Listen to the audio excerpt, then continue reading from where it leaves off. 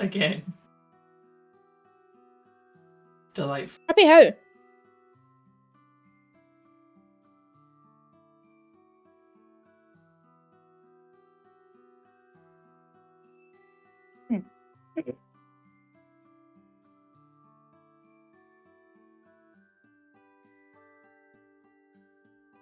Oh.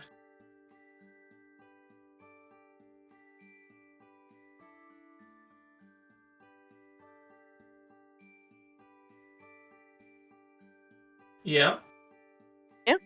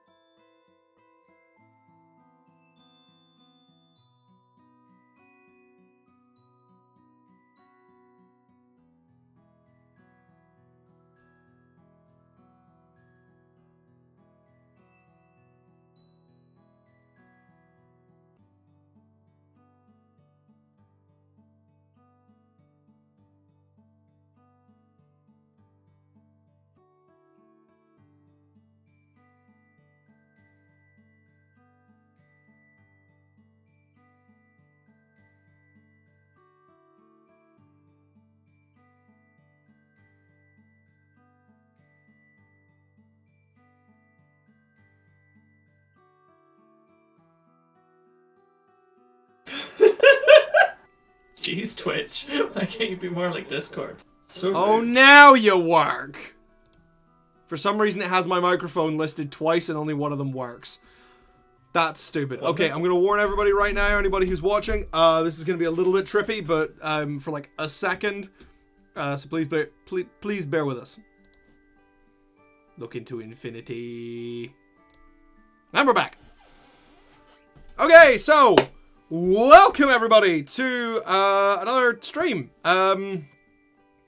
Today was going to be the next episode of City of Mist, but sadly, Vary has been struck down by the plague, and Fraser wanted to, sleep for the first time in his life. So we're here today. We're not going to be doing any City of Mist stuff. We will not be discussing anything. That's a complete lie. We probably will discuss something. We're actually here to be talking about some Dungeons and motherfucking Dragons. Jonathan, are you telling me there are dragons in these here dungeons? There may even be dungeons in these here dragons. My word. Kelly, have you ever heard of such a thing? Not in my life. Not once. This is entirely new and maverick concept. And did you know that within these dungeony dragons and dragony dungeons, there is magic? I'm sorry. I love the idea of Matt Berry playing Dungeons and Dragons and saying exactly that. I'm telling you, this is the most dungeoned dragon I've ever seen. Most Dungeons My Dragon character. in New York City. This is the most dungeony dragon in New York City. I will be playing. And we're playing Daytona. normal human bartender Jackie Daytona. That's the one. This is the thing, is I need to now make every bartender NPC that a party ever encounters just Matt Berry.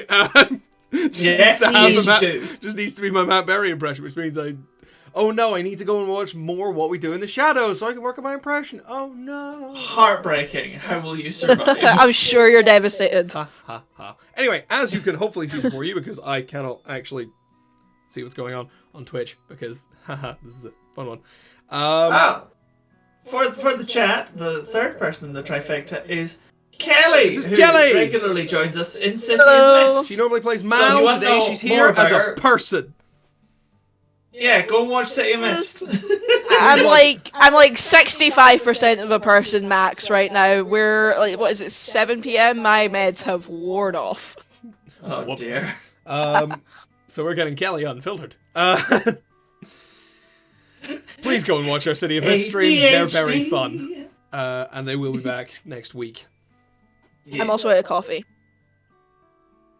Okay, so you're gonna die at some point during this stream. No, I've got a 4-pack of Monster under my desk. I'm good. Sweet. Right, so today we are going to be indulging in some of our beloved homebrewing. We will be doing beer, mead, possibly some wine. No, today we will be talking about Dungeons and Dragons spells. Specifically, we are going to try and come up with a new spell for every level. Spells in Dungeons and Dragons range from cantrips, which one can cast completely at will, at no cost, and are usually very small spells.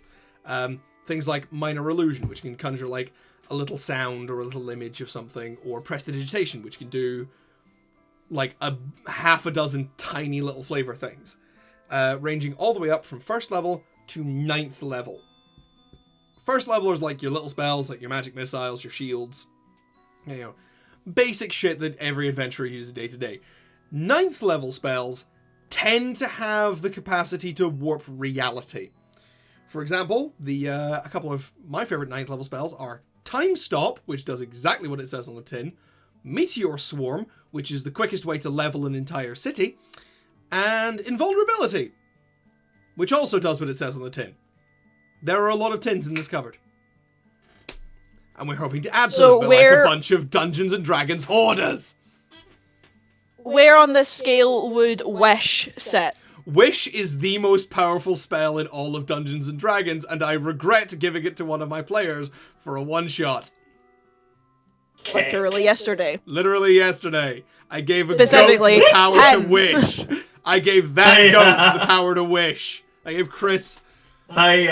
So for context, you know what? Your No, I'm not unfiltered providing chaos will any last context. solid hour. I'm not providing any context. Fuck it. Yeah. It was beautiful. I had a little one-off character, and I got Wish, and it was great. But yes, Fully wished. today He fully instead, wished his though, way through an encounter. It was great. I fully wished on my way. It was wonderful. Yeah. But It was today pure instead, chaos, is what it was. all he did was wish to skip a queue. unadulterated. I did actually. That's all Yeah, he it was wished what to you do. did with that caused the chaos, Jay. Yep. Yep. It was great. And I know this sounds like the It most was boring so thing good. ever, but I basically made a D&D encounter that was going to be queuing at the DMV with monsters. And I skipped the queue and incapacitated. I can't the believe player. you would put so many of your queer friends through that. Well, the plan was that you were going to, like, sneak or trick your way through the queue. Not blow up the queue. Anyway, we're getting too into... Or, you know, level the place. Anyway, so we are going to start with a cantrip, and then we're going to work our way all the way up to 9th level. Hopefully we will do all of that in this stream. If not, we'll come back to it at a later date. So I did ask earlier if we had a theme in mind. we do not.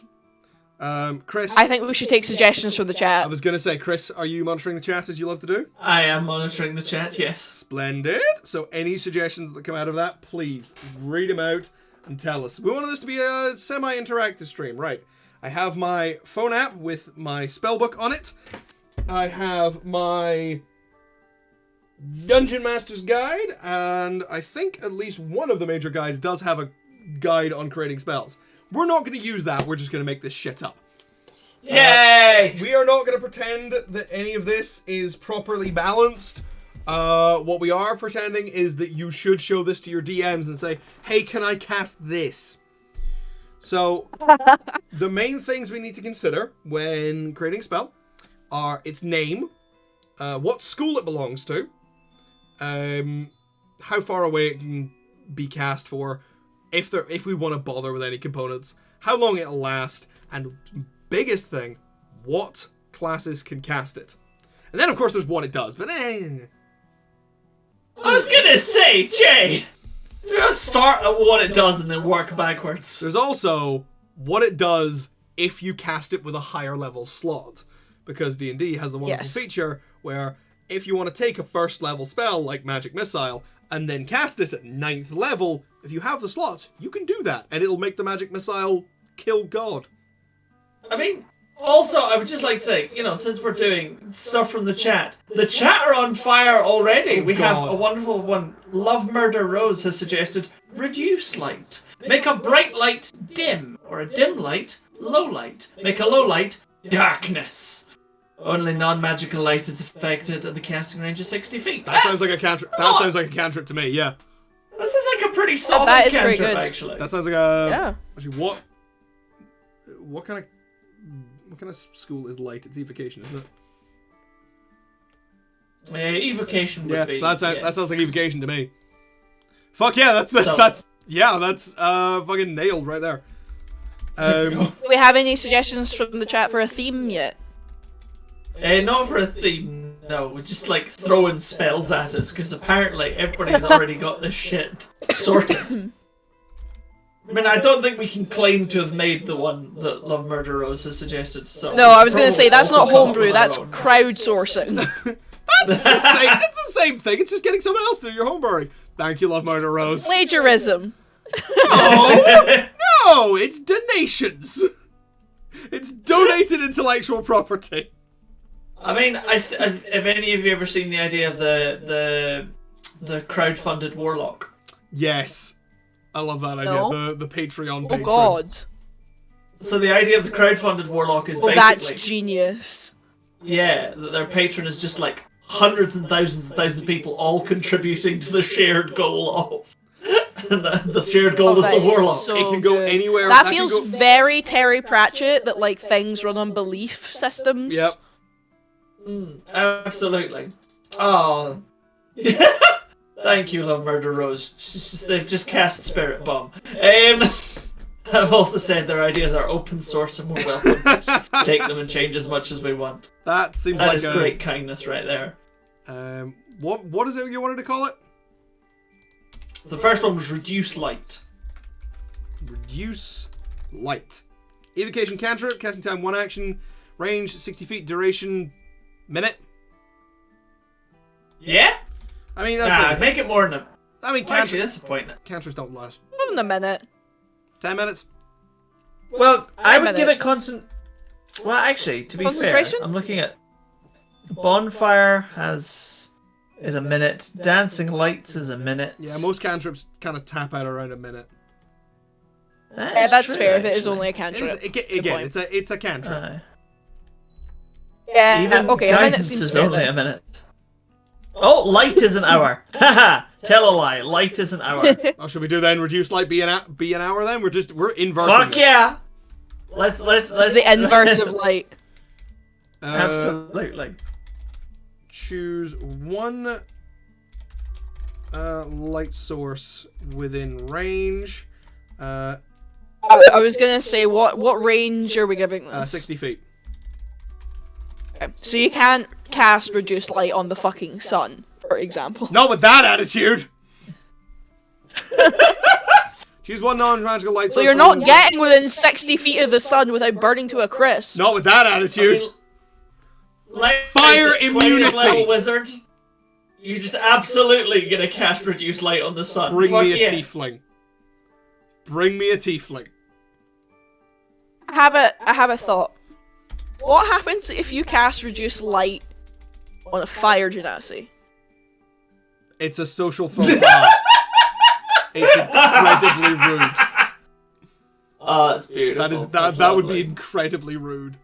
No, but if you have a fire genasi party member, that could give them advantage on their stealth rolls. That's a fair point. That's pretty cool. Right, I would That would be a pretty 100% good be way on board with to that. deal with that. Shall we put a bit of a limit on this? A non-magical How light so? source within range that fits within a 5-foot cube. To prevent somebody No, because turning off the sun. you're never gonna get within range of the sun. Yes, or even like a giant, or if there's like a giant light source going on. Like, Well, isn't that torches kind of the and point? people- Like a bon. people Torches fit and with it. people, but I think you should be able to reduce the light from a bonfire or something as well. I Bonfires think the also point fit of within this 5 foot. is A bonfire also fits within a 5-foot cube because the spell create bonfire fits within a 5-foot cube. This is true. Also, the spell Create Bonfire is a great cantrip. It's a very fun cantrip. Yeah, because you Good can point. it basically you make the bonfire and it lasts a minute with concentration, and you can just use your action to move it. So if your opponent moves, you just move the bonfire onto them. They just constantly Fair. catch Mobile I feel cremation, like I baby. feel like that limit. I feel like limiting it to a 5-foot cube though does limit the kind of creativity that you can use this for. 10-foot cube. I mean, I'm thinking right. Practical options, right? The fire genasi thing. That's them. But I'm also thinking the kind of encounter where you have some sort of big glowy thing or whatever that's like the main source of light in the room, or if you have something glowy and magical that everyone's trying to get and you manage to make it basically like snuff it out. Again, but I still... I'm just saying there's like creative ways of using this that are limited if you limit the size. 10-foot cube. I was going to say, I do feel like the chat has also made a good point, which is that if you start putting prescriptions on size and things like that, it, as Kelly was saying, you limit creativity, but also DM discretion. Fair. Choose one DM discretion, source. yeah. Choose one magical light source within range. If it is emitting bright light. I mean, I feel like it goes without saying that the DM has veto power on things. Yeah. That'd be... I mean, yeah, but it means that, like, in the same way where if you're writing a play, you don't want to put every single direction and everything into it, because any director that takes it is going to go and put their own spin Also, on it anyway. why does it have to be a non-magical light source? Again, I think it's so much more fun if it's any light source. True, but again, I mean, we're starting to make this. Most of the time, Because it's a cantrip. because it's a cantrip, and light. most of the time people will be using non-magical light in general settings. Like most of the time, a place is going to be lit by torches or lanterns or something like that, rather than like magical glow lights.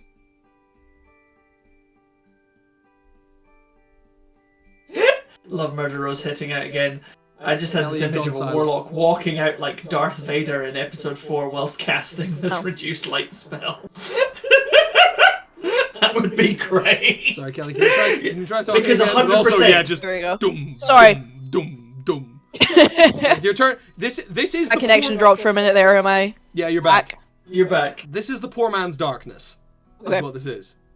Yeah, but like 100% some edgy Yeah. dramatic Oh, warlock yeah. goth would come out and just like reduce all the light around them. Like, whilst, and they use gusts to like create dramatic wind and blow their cape about. Reduce light in one hand, thaumaturgy in the other. Yes, exactly. That's what you're looking for. 100%, yeah. So, I think No, I that's- was only thinking because you guys were saying this was like the opposite, the inverse of light. You can't use reduce light to reduce the light cantrip, because the light cantrip is magical light. that's a fair point. That is a very fair point, actually. Yeah, should we just say one light source? One light. It's source called within- reduce light, and you can't use it on light. Yeah, all right. One light source within range. Okay. Right. Who should be able to cast this? I'm gonna say bard. I'm gonna say lots of people. I'm gonna say artificers, Oh yeah. bards to dim the lights. Yep. Warlocks, Cleric. definitely. Yeah, warlock, definitely strong warlock, but like Should I clerics be think able to cast cleric this? should get it. Grave cleric, like imagine. I think as some a clerics grave definitely cleric. should. We could have this. That would be so good. Well, we'll leave that down to subclasses then. All right. Warlocks, wizards. Yeah, definitely. I think some subclasses of cleric. Yeah.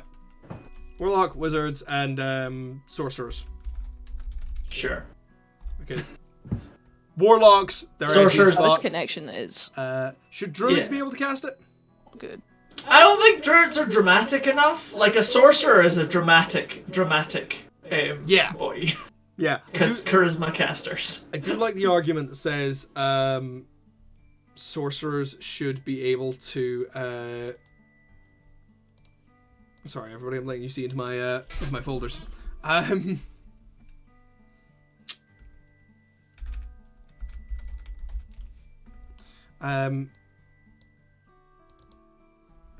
Yeah. I do like the argument that sorcerers should have Constitution as their casting modifier. Well, the chat agrees with you. You'll be happy to know. Good, because I'm right. I mean, I do like the I would idea agree of with that. like con as a casting. What stat. is it? What? It's charisma. Well, sorcerers. Sorcerers are charisma casters, same as bards and warlocks, and paladins, although they're half cast. They are, yeah. I mean, I think the only risk. Yeah, with having, no, like, that doesn't make sense. I like. Sorry, Chris, you go. I was gonna say, I feel like the only issue with having anyone as a constitution-based caster is that you then have like a lot of incentive to put like as many points into con as possible, and you basically become like this massive magic tank. Here's the thing: the counter to that already exists in sorcerers, though, because sorcerers only have a D6 hit dice. Well, I suppose that's true. That's why it's point. That's why. I feel like it makes sense as well because it's all about the magic within you and your being. Yeah, it's inherent to them because if wizards get intelligence because their magic is learned, and warlocks get charisma because their magic is from a pact, and sorcerers have an inherent magic to them, Constitution makes then sense. their spellcasting modifier should definitely be something inherent to them. Yeah, it should be either it comes from their blood. Either Constitution, or if you want to stick it with the mental stats, honestly, maybe Wisdom. I would agree with that. Intuitive. Slight detour, but same theme. The chatter saying about how they're confused about paladins being charisma casters. Well, when paladins get their magic from the force of their oath, from their devotion. It's the power of a promise, and I suppose that charisma kind of... That's part of their personality. Yeah, I suppose that charisma kind of fits that better than the other stats, although again, it's a bit wibbly, but... It is a bit wibbly. It is a bit wibbly. I've always kind of thought... I've always kind of the others that would fit better. I've kind of always thought of it as being like, the reason that paladins casting stats charisma is because a paladin goes out and like proselytizes and takes their oath and their deity with them, whereas clerics are more about like, I don't know, like ritual and kind of, you know, like the spiritual bits. Paladins are very much about like going out and like, you know, out they're among practical the people motherfuckers. Yeah, more down to earth. Ironically. Also, greetings, Hast. We're all having a lovely time. Du hast, in fact. Du hast we are making for all levels, but we're starting from cantrip and working our way up. Well, we have just done our cantrip, so let's do our first level spell. So, now we've done our cantrip, now we're on first level. Yeah, the cantrip spell. was really easy. We got through that on that. Absolutely. First level spell. Now. The chat gave us one pre-made, ready to go. Thank you, Murder Rose. I like you.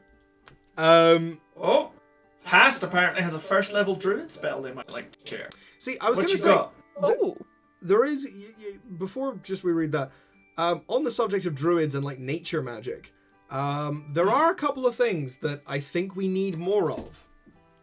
I think we need more wind spells because there's kind of very few of them.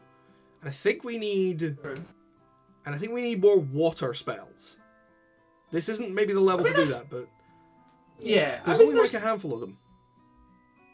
I feel like there's more water spells than wind spells. Oh, absolutely, yes. No, absolutely, yes.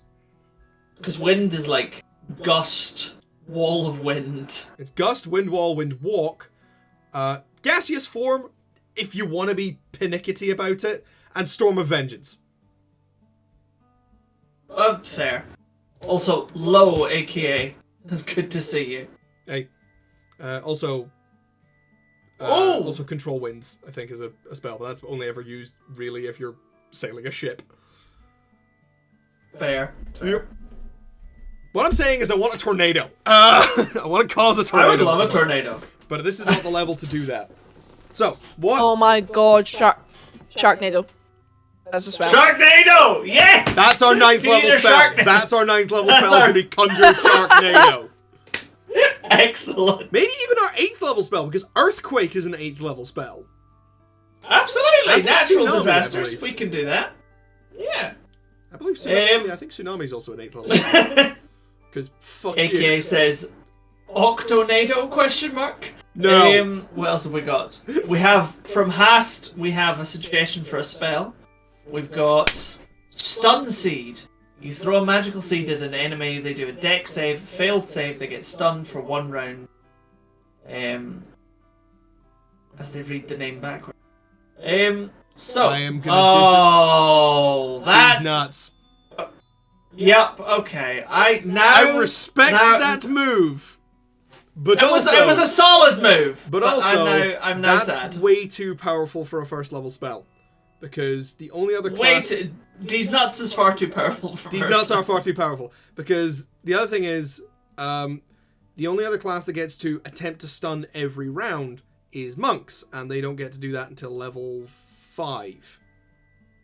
Admittedly, they get to try and do it 4 times around if you're psychotic, but being able to do that. I feel like the idea though of like throwing a seed and like having something happen, like we can work with that. I think there's similar. I can't keep bringing them to mind, but I think there's something similar that like would cause difficult terrain. Entangle. I mean, I'm thinking even like I can almost like thinking of like seeds. You know, like when you what's the name of the guy from One Piece? It's got the seed, the slingshot. He fires the seeds. I'm amazed I fucking know that. How do I fucking know that? I don't watch One Piece.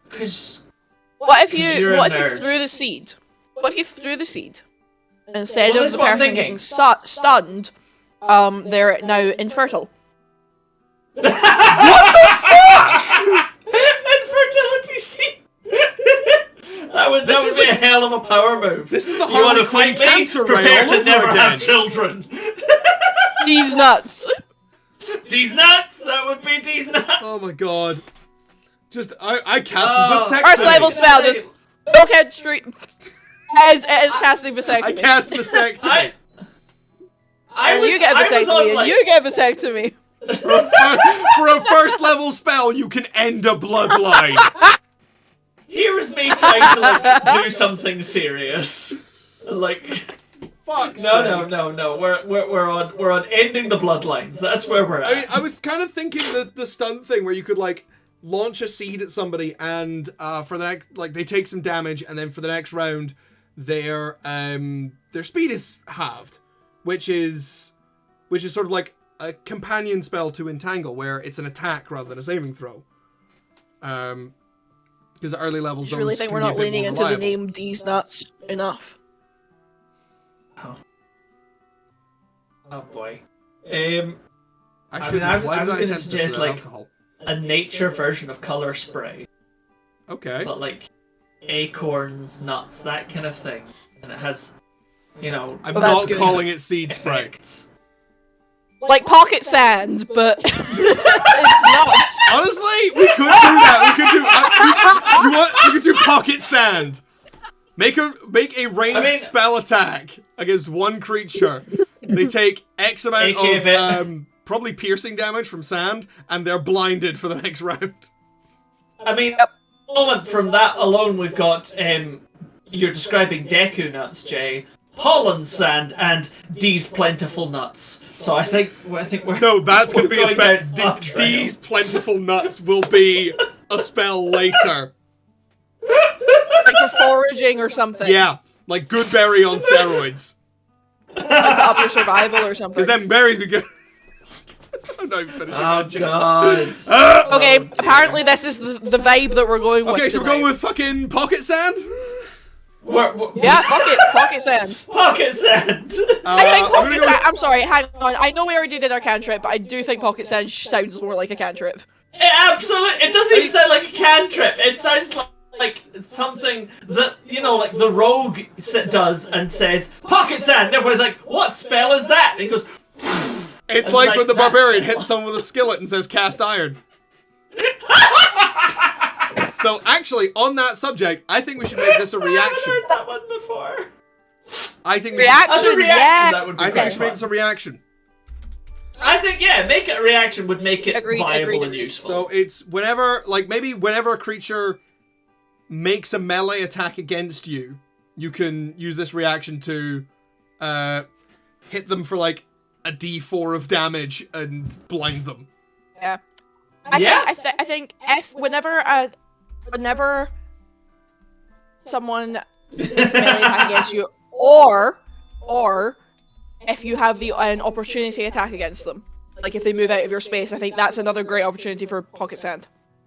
I was gonna say, That's Murder Rose annoying is to just do thrown with in. the It's an rules. artificer only spell because it's 100% not a spell. It's just a baggie of sand they keep on them at all It's times. just a baggie of I've called sand. this, Yeah, I've called this a conjuration spell because you're conjuring the sand from anywhere. good point. Oh, Conjuring the that's sand very from the solid. distant lands of my fucking My pocket. pocket. This one bag that I took with me to the beach one time and never got around to cleaning. Hua! Material components, a few grains of sand. Indeed. Duration, man. instantaneous. I wore these boots to the beach once. I have Tips them out. misspelled instantaneous so hard. It's alright, Jay. We won't judge you. Okay, so we'll pretend you're having a dyslexic. reaction It's okay. cantrip was not on our list of shit to make, but here we are. I mean, it's not, I'm still sticking this as a first level spell. But I think this should be given to whatever classes don't get shield, because I think it'd be a fun alternative to it. That's fair. Yeah. Oh, Jesus. Anybody want to hear the tone go even lower? Oh, go for it. Murder Rose has just come up with another absolute zinger, which is... You want to point out that no one uses prestidigitation well, alright? That's a pretty bold statement. I mean, I love that no one prestidigitation. uses prestidigitation properly. I would Apparently disagree, you but can continue. use it. Apparently you can use it to soil a 5-foot cube. Yeah, you That can. is have your exactly what I was going to say. You can make- I have have your- played. You can make it look like I somebody have- shit themselves. Played Yep. that. Yep. I I once played played lot a of characters. campaign where we boosted our intimidation score. We boosted our intimidation of a room of people by having everyone in the party cast prestidigitation in order to make various other everyone wet spells. their pants. Yeah, just meh, you've all shat yourselves with fear. I've clearly not played enough characters with prestidigitation or read the effect properly. I didn't realise that was the It's thing the you best could do use to for it. it. You can clean or That's- soil anything that fits within a 5-foot cube. So yeah, we made everyone in the room wet themselves. You can also flavor things. And I think this is never... And I Also love that you flavor can flavour things. I know that it says The flavour non-living things is material. brilliant. I know that it says non-living material, but the Ox Venture, like their first adventure, the first thing they did was, we make the rat spicy. They made the rats It made the rat spicy! And I love that! for no reason. It was great. Has to sing that once cast prestidigitation inside an enemy's mouth, changed the flavour of his saliva so he could no longer use verbal components properly. Oh, that's devious! That's genius. Oh, I I'm like, like- that! I like you, Hast! You're a Because all you DM's need to do nightmare, would be but I like it. make it like extremely so good. sour or something, and it would contort Yeah, the so like mouth. walking around like, Yeah, you fuck. Excellent. or make it taste like something so unbelievably foul that they throw up and they can't use verbal components because they're too busy throwing And up. probably not somatic That's components also either, other than... Yeah, exactly. 1 minute! 1 minute! Hey, that's a pretty good way to get advantage on your next attack roll against them. They're busy throwing up. Absolutely. It's like, what? And while Wizard is Apparently throwing they up, did I it. put my sword up his behind. Apparently Exactly. they did it using subtle spell as well. So Oh, the guy didn't know. God! On a failed It's It's save, like, the hold on a target is minute. blinded. I seem to have come down with a new kind of COVID. Spell list, right. This is Oh, an man. artificer Let's- spell. Absolutely. We're still on pocket sand. We're still on pocket Not spell. even a joke. Not even a joke, by the way. The everything suddenly tastes so foul. Genuinely a symptom of when I had long COVID. Yeah, it was nasty. That is where I got that. Didn't make it up. Yeah. Experienced it. Not fun. So, artificers, No, it didn't sound druid, fun. artificers, druids. I think rangers should get this one as well. Yeah, I'm like artificers, druids, and rangers for pocket sand. Yeah, That makes sounds sense. because also I'm pretty sure. I think some artificers can cast shield, but I think that's just battlesmiths. good. I don't. Now, I'm not. This is not a serious suggestion, but it would be very funny if barbarians also had it. Can't be done, but okay. I know that they're not spellcasters. They're not I know that they're not. spellcasters. No, I know, Pocket but how sand. funny would it be if you were fighting a barbarian, this fucking hulking tank, and they just went pocket sand? This is why we need to create an item that is the dust, like the dust of retaliation or something, that lets you cast pocket sand for a number of times. So, An enchanted Has to bag of suggest- sand. Haas has pointed out wild magic barbarians. They Yes! don't have spellcasting This though. is true, but They can I cast actually detect think magic this by would make more changing sense colour. for like. I 100% think this would make more sense like as like a battle master just turns like Oh, that'd be such a a... Oh! pocket sand. Oh, I'd love to do that. Be a battle master who just, instead of being like this highly trained warrior, they just fight real fucking dirty. Yep. Oh, I want to Also, do that. I feel like at that point you should be allowed not only to take it as a reaction but also as a bonus action, so you can blind someone with pocket sand before your attack. Well, I was going to say, and for this reason, and I think this suits very well, Murderose has said that sorcerers and bards should also be able to learn it, but specifically with glitter. Oh my god, yes. Yes, 100%. Yeah, alright. That would be amazing. We're gonna Pocket change the glitter. name. We're gonna change the name if it's gonna be glitter. No, I'm keeping it as pocket sand. I can't think of anything. I haven't actually put it in the name, so... I mean, to be fair, with the glitter, we could potentially take it up one, and like instead of you get like shock rune and all these kind of trap spells. I'm trying to think we of a could do pun. glitter All bomb. We could actually let's do Glitter that for bomb our is second good. level. Let's do glitter All I bomb. was 100%. getting. Do a Glitter glitter bomb, bomb like for all I second was level. all I was getting was closet sand, which isn't anything. Closet sand. That's all I can this come up sand- with, and that's nothing. The sand may be gay, but it would be very rude to out it. They're putting Please sand in respect your eyes. It's closet making the sand. frickin' frogs gay.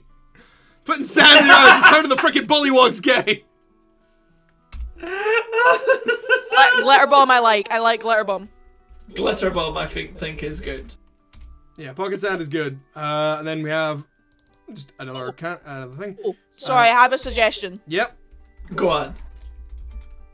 If you can upcast it, Pocket sand?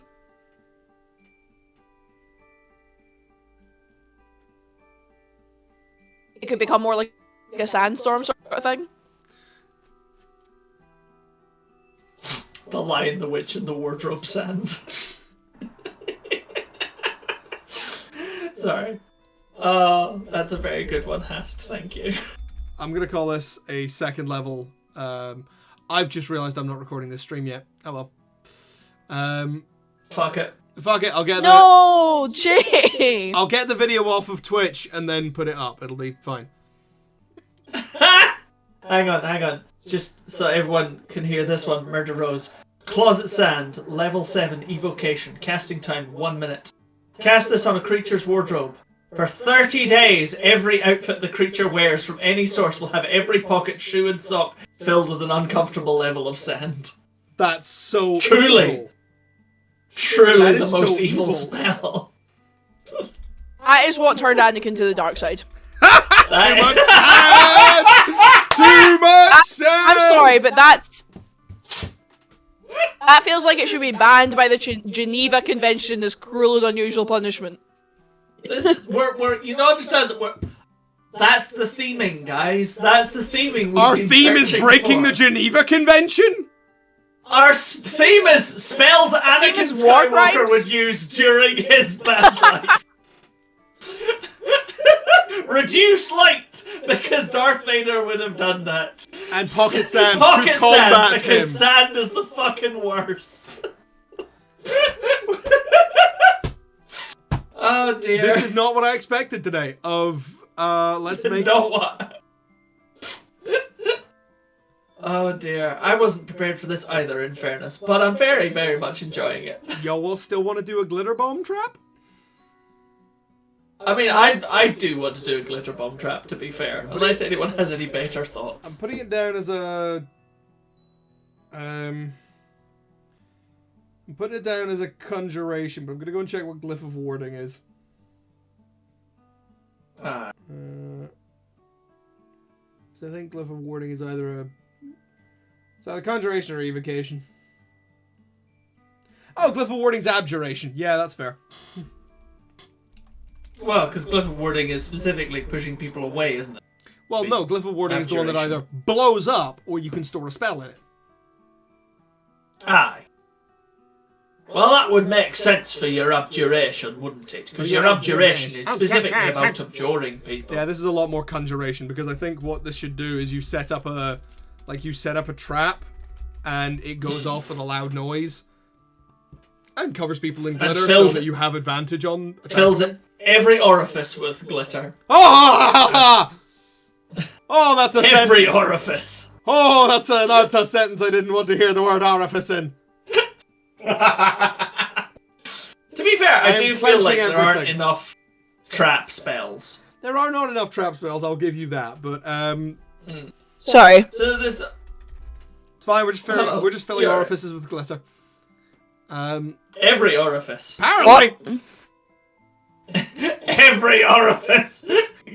Right. Oh, we're shredding lungs now. Yep. Among other Every things. pore of your skin filled with glitter. Ah! It's a horrible way to Oh die. dear. Wait. Every on the face or every? Every. Because when you I'm want uncomfortable. when you want to shred somebody, but also you want to be fabulous. Because then there's a death, but at least then there's a party. Right, casting time, 1 minute range. Anybody got anything? Well, if we're kind of going off traps, then Yeah, if it's a trap, you should be able to, like, Set it and run away. yeah, exactly. pretty much, yeah. So you should be able to set it, I think, within, like, I don't know, 30 feet of you. Well, all of the trap spells have a range of touch because you touch a thing. set Yeah, it Touch up, then, and that's yeah. fair. run away, You touch a it thing, sets set it itself, up. That makes yeah. sense. Yeah. I'm going to call this somatic and material. Can you imagine setting a glitter bomb trap on someone's pillow while they're asleep? That's horrifying. Well, I've taken verbal components out of this, so you can do it silently. Excellent. Oh, on the I'm gonna things say- Anakin Skywalker would do theme, Murder Rose has offered back to tank level 5 conjuration. Trap a willing creature within range in a 5-foot column of glass filled with glimmering green liquid. While in the tank, the creature is blinded, silenced, restrained, and considered prone, and regains health, which is pretty good. It's a bit like a souped up, more useful catnap. Yeah, but like the Yeah. tank itself would have health, so people could damage the tank to knock people out of it. But like that would be really handy. That'd be a cool way to give someone like artificers, like some more reliable healing stuff that doesn't have to be alchemist. Absolutely. Anyway, And I feel like let's yeah. talk glitter bomb. Glitter bomb. Glitter bomb. You plant a small explosive that, when triggered, detonates with a loud noise and covers and every creature within a 30-foot radius. Let's make this big. Yeah. Big. A 30-foot radius must make a dex save. No, because That's a glitter dex. always gets on you. I would say con. Okay. Oh, yeah, you know what? I would agree with that. Yeah. Constitution. I've just. Like you can't dodge glitter. It's just how well you can a Constitution deal with saving glitter. throw. Must make a Constitution saving throw against your It should also definitely do slashing damage. save. Yes, it should. On a failed Especially if we're save- thinking, like, your usual sort of medieval fantasy style D&D, glitter is definitely made of metal and not plastic. Fair enough. Fair Yeah. point. On a failed save, every creature takes, shall we say, 2d6 of slashing damage? And is... That sounds good. Yep. 2d6 slashing damage. Should be blinded as well. Well, what I wanted to do was I wanted to give people advantage on attacking them. Well, actually, because Murder Rose has suggested similar in the chat with on a failed con save, any creature hit has disadvantage on stealth checks and concentration saves, as the shimmery glitter is everywhere. That's actually really good. That's really good and That's really not good. often used. So you know what? Let's go with that. Yeah. Takes 2d6 slashing damage and has... Especially because it would be an absolute fucking nightmare for any caster. Yeah, has disadvantage Yeah, definitely. on... Like, you pull out your little bag of stealth check. material components, you're like, there's fucking glitter in here now. Yep, and concentration checks. I'm saying Murderers. I am also a fan of anti-magic stuff. There's a ranger subclass, Monster Hunter, which has like a magic interrupt skill that I adore. It's just so much fun. That's the thing. Is like, I think more stuff I think needs to be done with like concentration and either breaking it or bringing it up. Because I quite liked having a basic action that all like dash, disengage, or hide that every every character can perform, which is just focus. And it's if you're concentrating on a spell, you can use the focus action to give yourself advantage on any concentration throws to maintain that spell. Like I mean, that does feel pretty good, yeah, particularly if you're doing like cool idea, battlefield control. If you're doing battlefield control, or like you're concentrating on a really powerful banishment, or you know, and also it's an action that monsters would be able to take. Absolutely.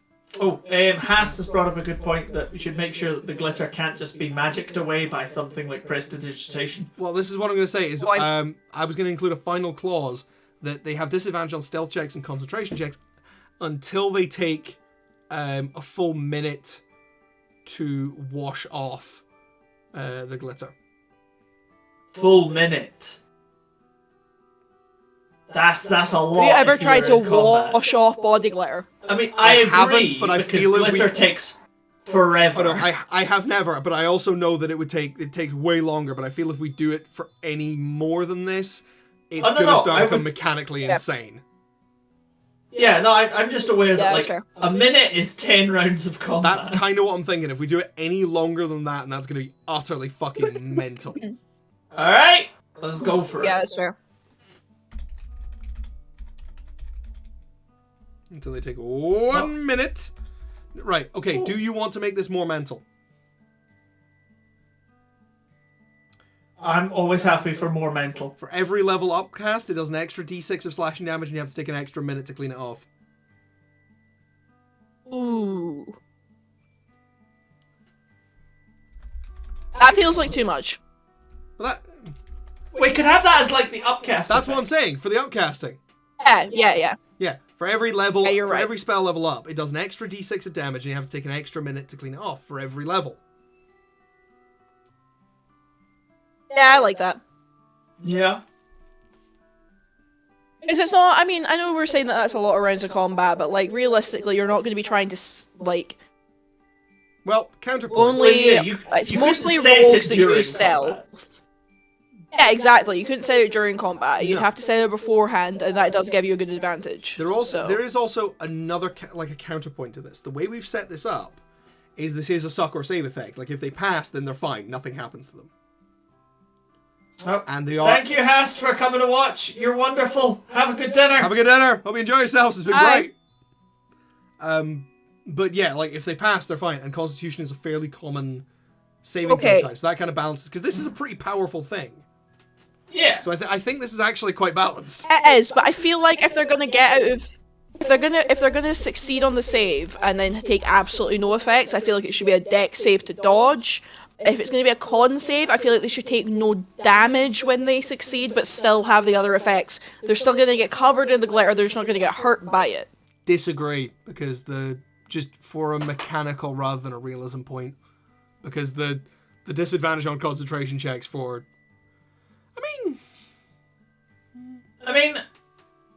Well, so Murder Rose has thrown in another suggestion that might balance it out, but So if we went with Kelly's idea, but make it easier to come off, so they've suggested an action to clean it off, but as a bonus action, the caster can reapply the glitter to a single creature that is clean but was hit because the glitter was never truly gone. Well, I was also a potentially simpler way of doing that is if we stick with the con save. If you succeed on your con save, you take no damage, but the amount of time it takes to clean it off is halved.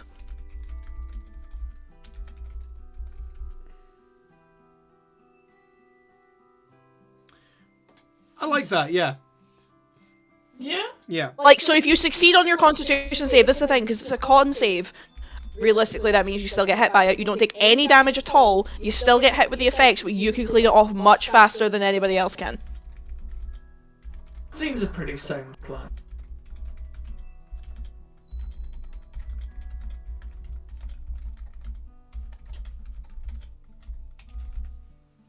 Okay, so on a successful save...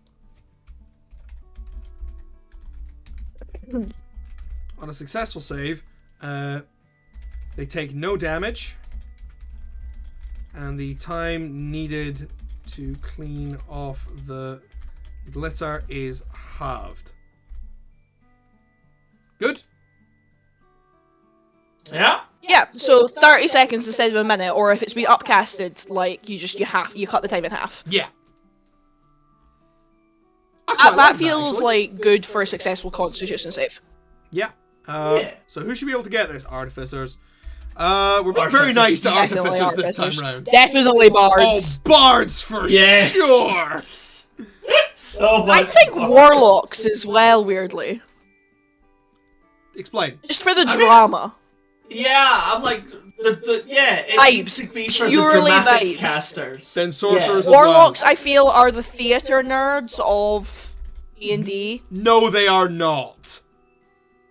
Other Not than sorcerers. No, they are obviously not. bards. Bards but- are the theater kids. Warlocks are either the weird kids who live constantly in the library and have no friends, or the uber goths. I mean, I'll give you the Uber Goths. I will be that's fair. taking Great Old One warlocks are not. They're not goths. They're the people who were plumbing for forbidden knowledge. Okay, let me put it a slightly different way. Warlocks are the sugar babies of the D&D universe. Oh, And absolutely. therefore, I think they should have access to Glitter Bomb. All right, artificers, bards, I just think- sorcerers, warlocks. Should we get this one to wizards? Yeah. Let them have some pizzazz. No, Yeah. they're not dramatic enough. Ooh. Oh, controversy. Do wizards Controversy. have pizzazz? That is the question. If I were a wizard, I would. If I had a wizard character, and I know that Willow has subclass into wizard, but hear me out. If I had a wizard character, they would definitely be wearing so much bedazzled shit. Like the way you tell how powerful a wizard is fully the size of their hat. I mean, the crushed velvet, the like rhinestones and It's velour. shiny shit, and I think wizards should have glitter bomb. I think wizards learn glitter bomb for their levers pranks at Wizard University. Okay, you've sold me with that one. Yes. All right, fair. It's if you are a professor at any kind of wizard academic institution, you have glitter-proofed your entire office just in case, But druids because should- you will be glitter bombed at least 3 times that day. Druids should definitely Yeah. never learn this spell. Because There is definitely not, because and not rangers either. no. Because glitter is bad for the fish. Yes, it is. Definitely not rogues. I do enjoy it as like an anti-rogue spell. It is a particularly because It basically is an anti-rogue spell. Oh yeah. Yeah, I'm 100% here for that. But also like this. And will I feel like fuck up because of its any ability to spellcaster. stop concentration, Yeah. I feel like because of its ability to stop concentration, I feel like wizards and warlocks and that would probably find some real good use for it. Absolutely. Okay. Third level spell. What's our third level spell? Right. And I would just remind everybody, Third level is where spells tend to get crazy. This is where you will find This your is very fireballs, true. your lightning bolts, your hastes, your fly, your glyph of warding. Lots of cool shit So- happens at third level. Maybe this is where we can make like a little mini tornado. No megaloids, baby. Like a little, like just a little one. Like one that doesn't last too long but does like a decent amount of destructive damage while it exists. Right. Shall we make a little baby tornado? Micronado. Micronado. Baby Nado. Baby nado. It's a tornado full of babies. No, What's worse than a baby full of tornadoes? A tornado full of babies! if your baby is full of tornadoes, get the fucking gas and X out, right? That's just burp colic. the baby. Baby full of Every time tornadoes. you- I feel like I wish I could use like I could rename common health conditions and shit at work. Like instead of being like your baby has colic, it's your Sorry, baby your is ba- full of tornadoes. Sorry, your baby's full of tornadoes. That is just the moon's haunted of healthcare, isn't it? It's haunted. Yeah. Your blood's got demons in it. Yeah. That one era of healthcare though, where you could be like, oh, I have a slight cold. I'm gonna do cocaine about it. I was like, sounds like your blood's full of demons. You should do some cocaine about it. Yeah, pretty much. So, Oh, halfway between Victorian medicine and like pagan witch doctoring. Yeah. Oh no, my poor lady wife who cannot work, has no money of her own, cannot vote, has never orgasmed in her life, and popped out 2 children for me in the last year, is grumpy. cocaine! We should Prescribe put a her in, vibrator! we should put her in an institution where men will go down on her about it.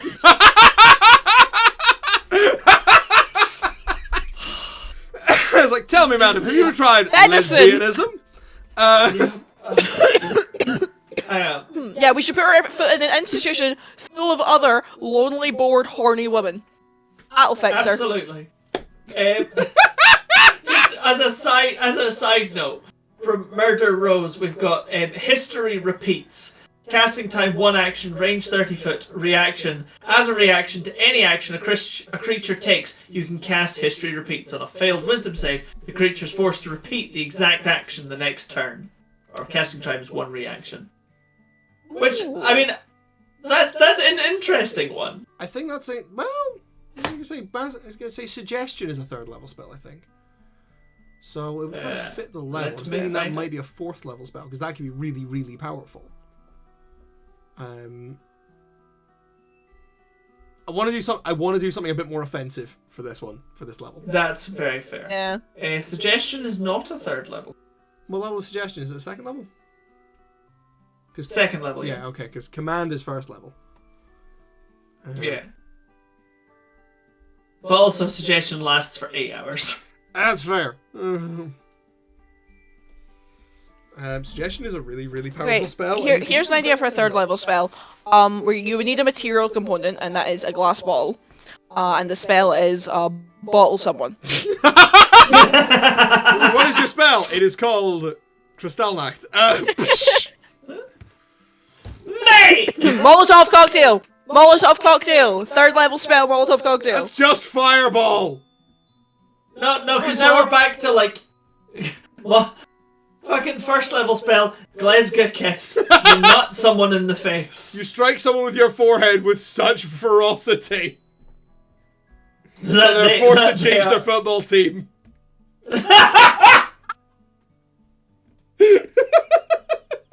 Headbutt a warlock so hard he changes his mind on which patron he wants. Oh god, that's going to be a Glaswegian warlock where their patron is a football Oh my team. god, yes.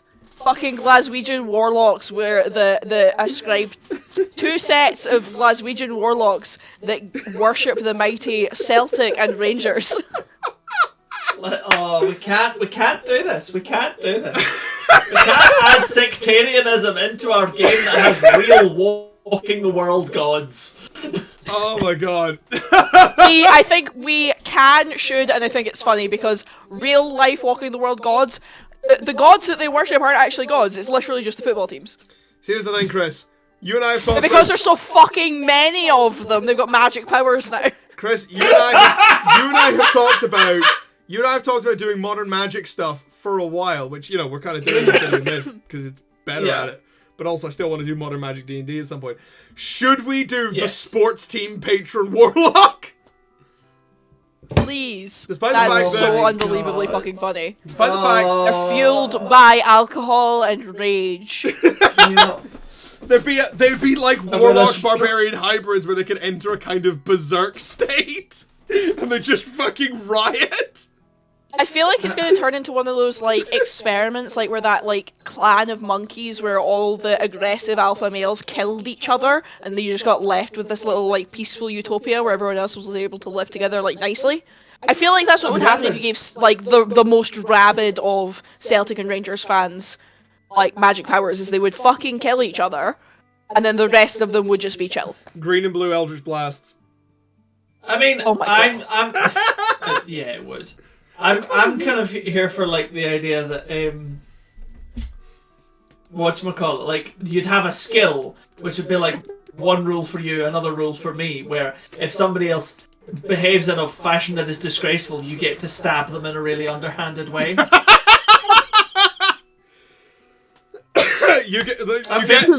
That feels like a football team thing, right? As part of you have to obey the rules, but if you break the rules, I'll fuck you up. Instead of Pact of the Tome or Pact of the Blade, you get Pact of the Chib. What about a pact where your powers come from? What if it's the same pact? Your powers come from public opinion, right? So the more powerful one side gets, the more sort of like atrocities they commit. And so the public opinion then goes down, they lose the power the other side get. You could get into a really yin-yang kind of thing with this. This is suddenly getting way too cool to be Celtic and Rangers. I was going to say, that's literally just a description of British politics at the moment. Well, powered by eldritch monstrosities? Yes! Prince Andrew could arguably be called an eldritch monstrosity. Certainly He's a monstrosity. definitely a Tory. I mean, I was gonna say Suella Braverman, but she lost her job. Yeah, well, that's because she's trying to make a leadership bid. She did it on purpose. Anyway, let's not talk about let's not do politics. Let's not do politics because then I'll just get angry. Instead, Murder Rose suggests Molotov cocktail. Create a 20-foot circle of fire. Any creature that starts its turn in the circle takes 1d6 fire damage and an additional 1d6 fire damage per 5 feet moved within the circle. Basically, spike growth but with fire. I quite like spike growth but with fire. Since it's a d6, should we maybe remove the difficult terrain aspect of it? Or should we remove the difficult terrain aspect and then bump it up to a d8? It's a third level spell, guys. So spike growth. I feel like you should second level. stay on. Yeah, spike growth second level and is 2d4. Yeah, it's 2d4 and then it's 2d4 so I would per thing actually, per 5 foot move. Per 5 feet moved. Yeah. Heavily obscured instead of difficult terrain. I'm also for, because the person has been set on fire, after they have left the circle of fire, they then need to put themselves out. So they're still on fire once they've left the circle of fire, and then they need to, duck and roll to put the fire out. Components. You can't put the fire out while you're in the circle. Verbal, somatic, and material. A bottle. Verbal component is Fuck! Eat this, ya cunts. Death to the fascist oppressors! I take it back. I take it back. The verbal component is yeet. The verbal component is yeet. The verbal component is yeet, the somatic is throwing the bottle, and the material is the bottle. Bottle. Indeed. Duration with is a bottle of alcohol, a rag, and a lighter. I think this is going to be instantaneous. That's the other thing. Spike growth is concentration, so let's make this a non-concentration effect. Aye. Give it a little bit of You can boost the range. Okay, Jay, I have a question. Actually, I made it 60 feet. How good's your throwing You're the arm? DM in our. No. Hear me out. I have a question that might genuinely apply to our D&D game. Why do I not have alcohol? Oh dear. Take Samson, for instance. Yes.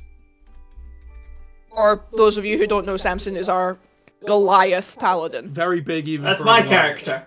Yeah, Chris He's is great. And we have a character, Gringog, who is a very He blows shit up.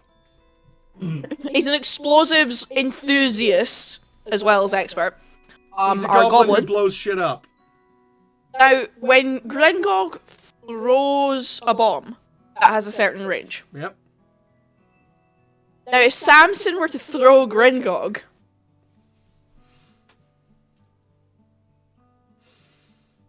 and then Gringog were to throw bomb. Athletics check See from where I'm going Samson, with this. acrobatics check from Gringog, to sort of maintain the right target, and depending on how far Gringog went, it might well increase the range of how far it can go. Also, part of that acrobatics check would probably also be making sure Gringog lands properly and doesn't faceplant. Well, I mean, consider the fact that we could also take a very long piece of rope.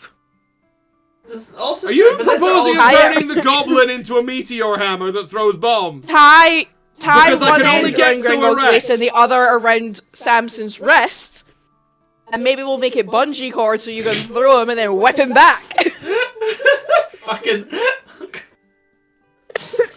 hammer. Yo-yo the constable. goblin! Just because Jonathan, I know William, that if you're you watching this, I'm absolutely- so sorry. William, if you're watching this, I'm not. Jay, just I'm because gonna you're gonna try this absolutely shit. love this. Yeah. So Murder Rose apparently has a 4'6" goblin punk monk. Punk monk, yes! Do you want to get? Nice. You're never gonna guess the name, but do you want to guess the name and why I know that you'll love it? Is it funk? It's better than that. Tell me. Pancake stack 'em short. Yeah, baby! So good. Pancake That's stack of short. majestic. Fuck yes. That's beautiful. In that similar vein, I present unto you my kobold monk, Snack the Underfoot, in his little tiny shades. The majestic snack. The mighty underfoot. Snack, who somehow survived when my shelves caved in on me. Thank God for Slowfall. He's small but mighty. He is small and he is mighty. I love Snack. I love that. That little reminds me, kobold. I don't actually know where my little figure of Willow is. It's usually in your living room.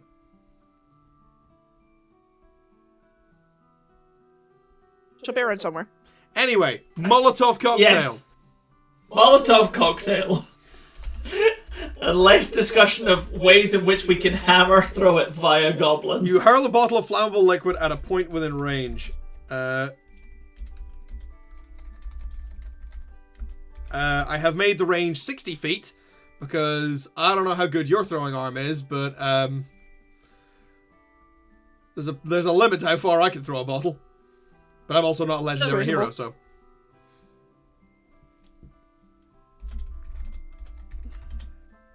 I was gonna say a bottle and a rag as the material components. Like, I understand.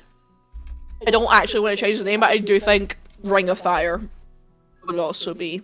No, that's the spell Really where good you name for force this. all of the enemies into a drinking game. Sorry, I was thinking the song.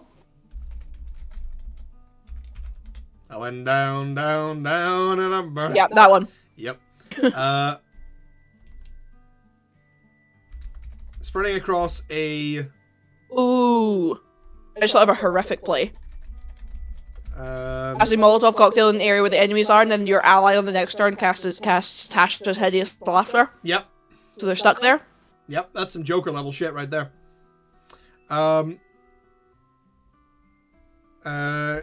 Should we say 20-foot radius then?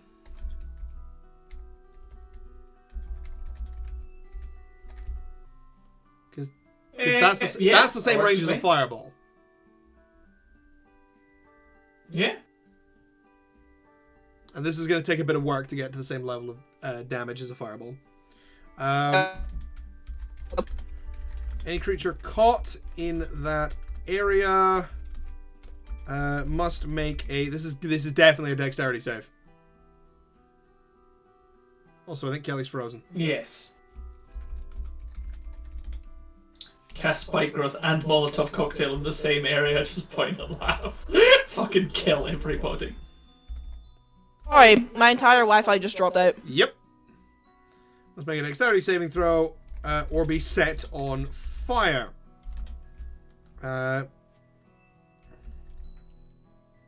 Ooh, what if? And only if. Roll a nat 20 on that save throw. You can catch it and throw it back.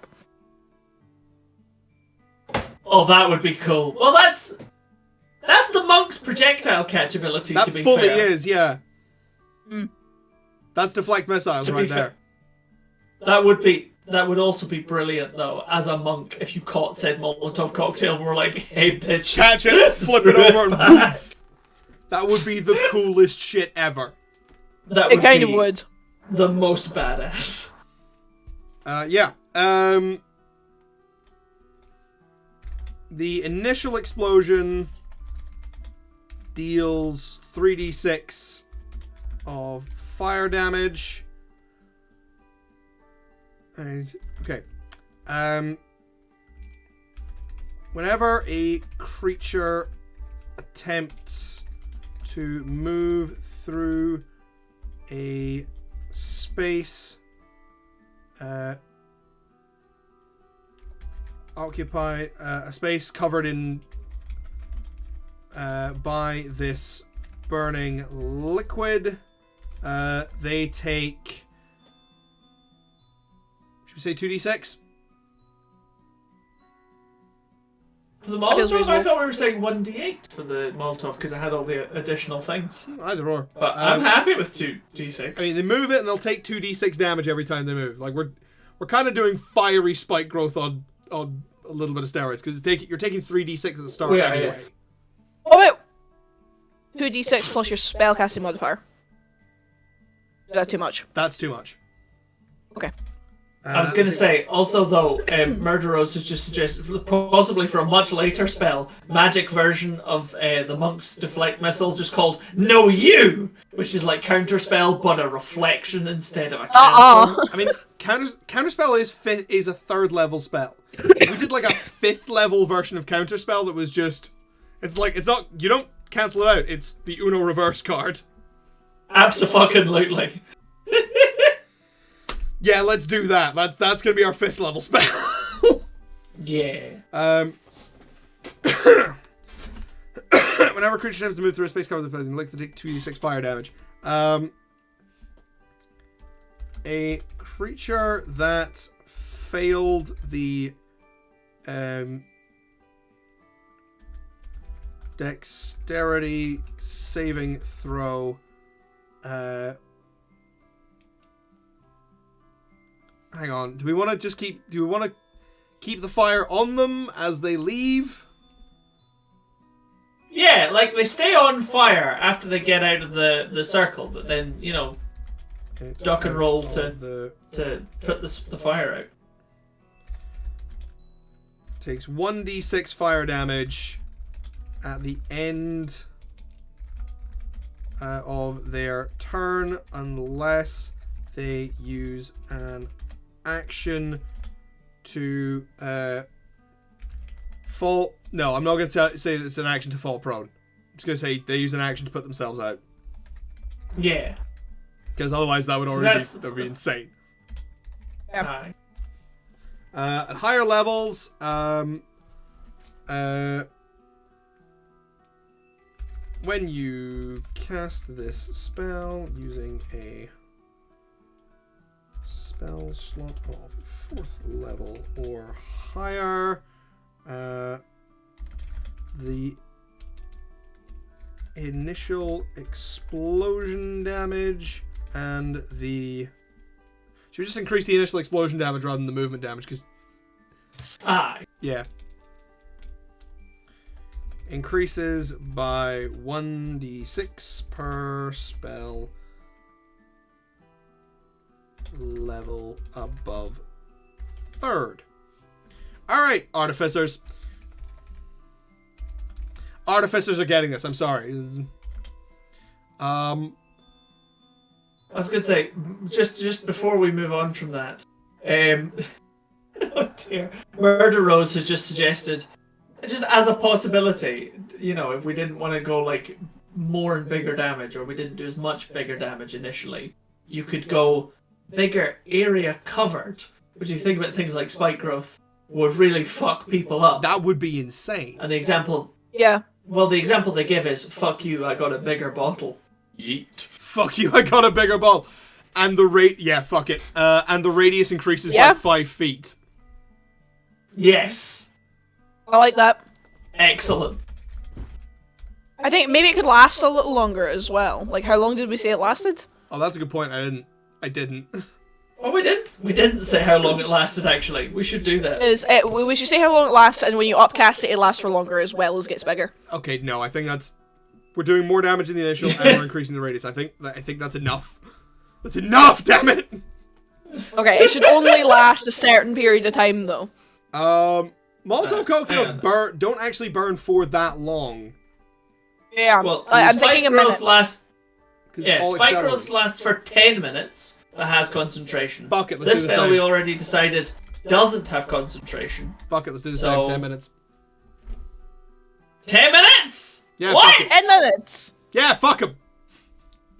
How is this a 3rd level spell? Because fuck him. Okay, do you want to do 1 minute then? I think 1 minute makes feels way more more sense. reasonable. Let's do 1 minute. Yeah. 10 rounds of combat. That's fine. 1 minute without that's concentration. Yeah.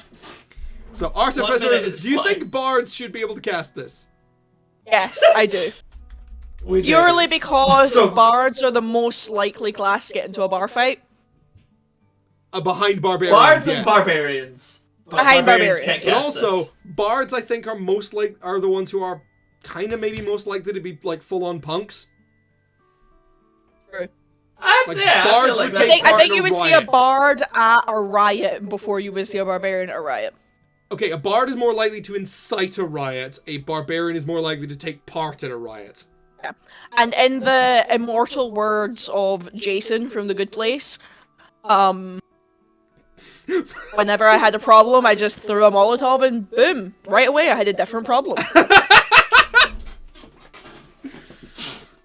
It's very bard. I'm gonna call this Mendoza's Molotov cocktail. I think you should call it boom, a different problem. Oh, man. I'm gonna call it Mendoza's problematic cocktail. That's the bard equivalent of, I didn't ask how big the room was, I just said said I cast fireball. I didn't ask how big the room was, I said I have a Molotov. Yep. Mendoza's problematic cocktail. So, artificers, bards, this is not a cleric spell. No, It's definitely not a druid spell. Weirdly, though, I think maybe a ranger spell.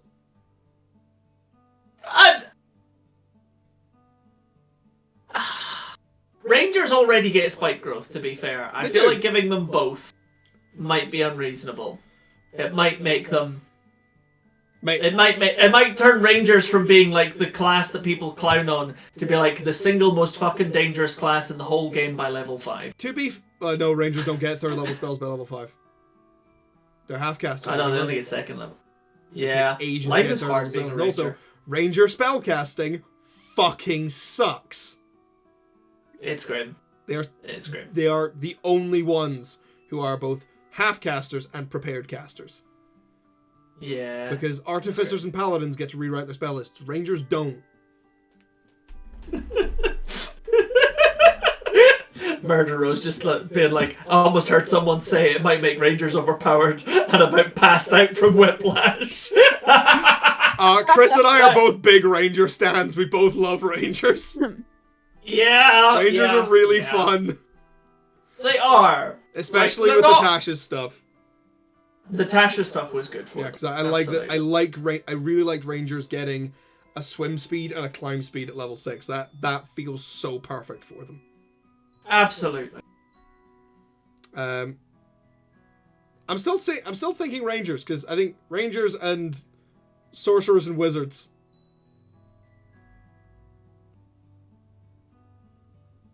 Like I could see a wizard at a college riot. I feel like this isn't a wizard spell. Okay. I feel like this Just isn't a like- wizard spell either. Wizards are a little too highbrow for this. Yeah, like this. I think this very much. This is for people who are more material component based. Okay. I really can't see rangers using this spell either, to be honest, just purely because of the possibility of a fucking forest fire. This I is mean- fair. This is fair. Fair. I feel like Paladins. How do this we is feel more about of a- paladins? I feel like this is more of Absolutely a. give it to paladins. I feel like if you're going to give it to anyone, I'm thinking more like irresponsible underage drinkers in the woods You're thinking kind of warlocks vibe, again. which makes me think more like. Well, actually, I was going to say druids. No, druids are not getting this spell. Okay. No. Okay, that's fair. I think That's fair. anyone that is a wisdom-based caster shouldn't get this spell. You know what? It's Yeah, not a fair fair wise enough. spell. Yeah, fair Fair point. enough. Fair point. Also, Prerequisite to Jay, the spell, you have to have a wisdom modifier less than 2. I was gonna say, Jay, because you'll like this, just Yep. Murder Rose kicking in again, saying that they are a monk stan, and I know you are also a monk stan. Monk. One day, I think we'll do a stream that is just me having a rant about what they should do with the monk, because I do love monks. I love them dearly. They're very, very fun. I will happily admit that yes, they're underpowered. Except in Baldur's Gate 3, in which case they are the avatars of death. Seriously, the Baldur's Gate 3 monk is so fucking mental. I am still no closer to affording a PC that is able to run Baldur's Gate 3, and it hurts me. Every day I am kept from my soulmate. Oh, for fuck's sake. I mean, would bring I- you a steak. I have accepted that, not only can I not play anything that requires a good PC, but we're also still on PS4, so I'm just not doing new games anymore. Yeah, that's fair. I'm just like, I only- have a only Nintendo dealing in old Switch. games. I have Same. a Nintendo Switch So good. and a laptop that I do not deign to call a tablet that I do not deign to call a laptop. you have a tablet with pretensions. Touchscreen on it doesn't even work. Wow. So, And I have a negative bank account. are we just giving this to artificers and bards? Yay! Artificers, bards. Artificers, bards. I feel like what would happen. I think I want to do like an Oath of Rioting paladin at some point and give them this yeah. as like an extra spell. Fair. Like make it a paladin subclass. Yeah. Because lots Sorcerer, maybe. subclasses get. I mean, I can see sorcerers getting this. Yeah. How do we feel sorcerers- about the sorcerers don't get a swashbuckler lot of- archetype of rogue having it? Doesn't cast spells. Yeah, you could only give it to You're right. Arcane Trickster. Arcane Trickster. Yeah. There you go. I remember rogue subclasses. And I don't actually know if they. I just can't remember who casts and who doesn't. Fair. But I think I can see sorcerers casting this, and also sorcerers don't get a lot of spells that wizards don't get. I'm not even sure if they do get any. You're right. So I think it's nice. I think it's nice for sorcerers to get something that wizards don't. Yeah. that's one of- Sorcerers want to feel special, despite already feeling special. Well, because that's one of the reasons that I would kind of always want to play a wizard over a sorcerer, is that sorcerers don't get, like, wizards get way more spells, and meta magic doesn't seem as cool as that level of choice. I mean, Fair. I don't know. I suppose that's a quantity over quality argument. But let's Except not. it's not, because the spells Yeah. are more quality than meta magic. You. They are. They just are. I'm not here to argue. So yeah, we have, okay, Mendoza's Problematic Cocktail. This is going to be a third level evocation? Is this evocation or is this abjuration? No, this is evocation. This is, It feels evocation. yeah. Alright. It's like set bitches on fire. Yeah. Fuck. Oh, Zard. We have done some crazy things. Third level. Yeah. Oh my This god. is Mendoza's Problematic Cocktail. Delightful. We have achieved great things, everybody. I just want to put a little quote at the bottom that just says, Portals! That's what he always says when he throws the Molotov, isn't it? I think he just says that a lot in general. Yeah, because it's like some football player. Right, I don't... Yeah, okay. We need our 4th level spell now. Right, I gotta take a quick bathroom break. I'll be right back. Go. I was going to say, do we want to call Tea and Crimes there? Because that's 8:37. Yeah, that's probably a good idea. Aye. Oh, right, I'll be back. Call that Teen Crimes. I'm gonna, behold, hey chat, behold the infinite, because I'm gonna just have a quick look at,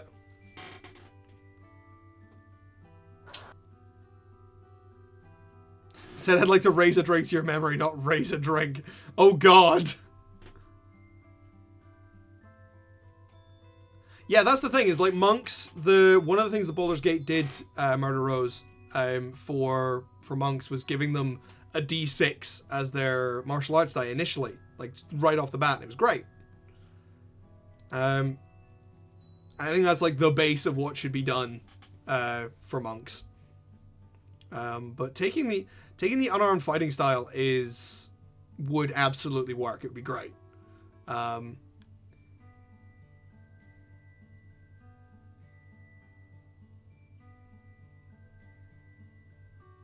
My main rangers over power passengers. I didn't ask if they were. This cocktail has white phosphorus apparently. Oh,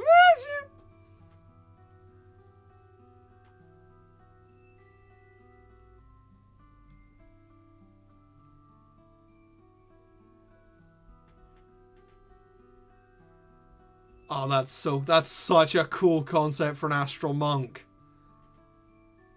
That is so cool. Pancake Stack Him Short is a very much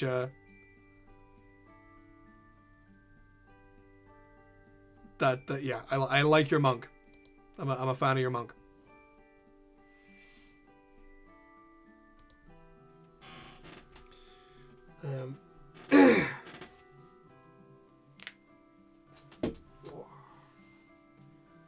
I should actually go and get a drink.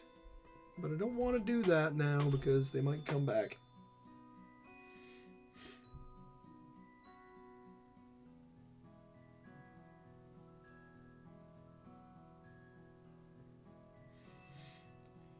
Okay, we're starting to look at 4th level spells. What spells do we kind of get at 4th level? Because 4th level is a level I tend to just sort of forget exists. Shit like Aura of Life. Banishment is a 4th level spell.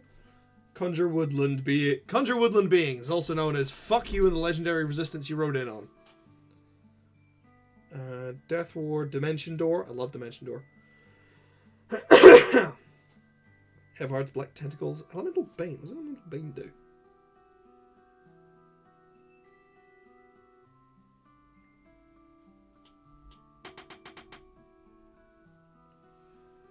Oh, sweet. Cool. Everhard Black Tentacles. Fabricate. Find Greater Steed. Guardian Faith. Mordenkainen's Good Boy. Polymorph. Bunch of summoning spells. And the Hot Wall.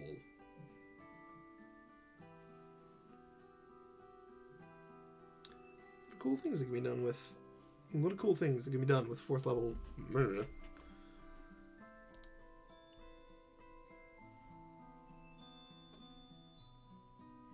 The Demon Core. No, I have not. That worries me because that sounds like that might be some 40k shit. The Demon Core. High level spell called the It's gonna be very interesting. But no, I am a very big fan of monks, but I am well aware that they don't do as much damage as a well-made fighter or barbarian. But honestly, Honestly, monks are just more fun. I'll give it a real world thing. Some plutonium sphere held in the... Oh my god.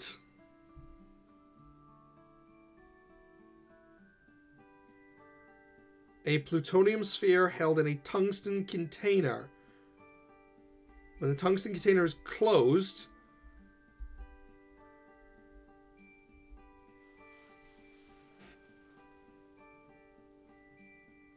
Nobody told me the power word kill was a real thing.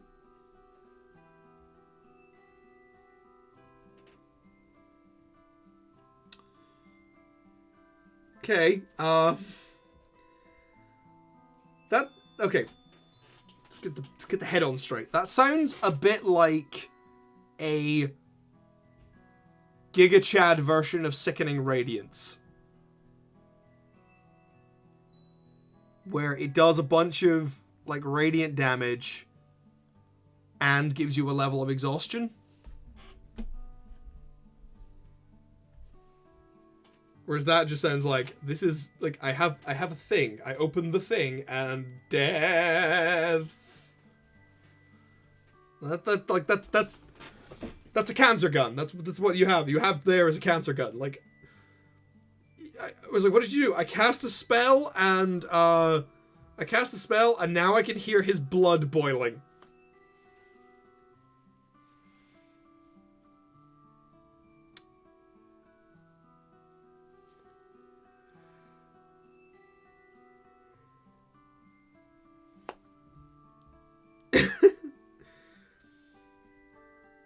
A high level something. I will be it's a kill switch. Caster has to hold the container open. When they let go, anything within 120 feet takes 10d10 necrotic damage every round. 10 rounds, it detonates in the same area for 20d10 necrotic damage if not opened beforehand by a creature.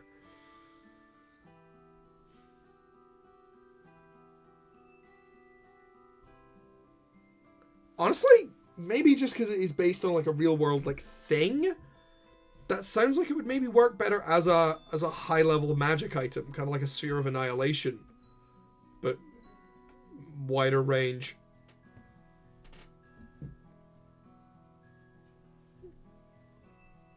Like it's hard to think of how that would work as a spell, but if that did work as a spell, that's a 9th level spell right there.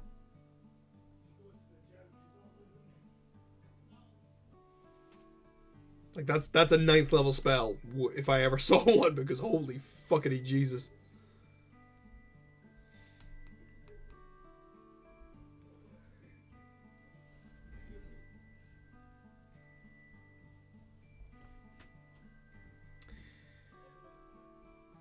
I will say, actually, just before they get back, 4th level has a lot of summoning spells. Like, conjure woodland beings, summon shadow spawn, things like that. Gee, yeah, that does sound like, that sounds horrifying. Like, that's... Like, I have heard of many ways to die. Radiation poisoning sounds like one of the most horrible.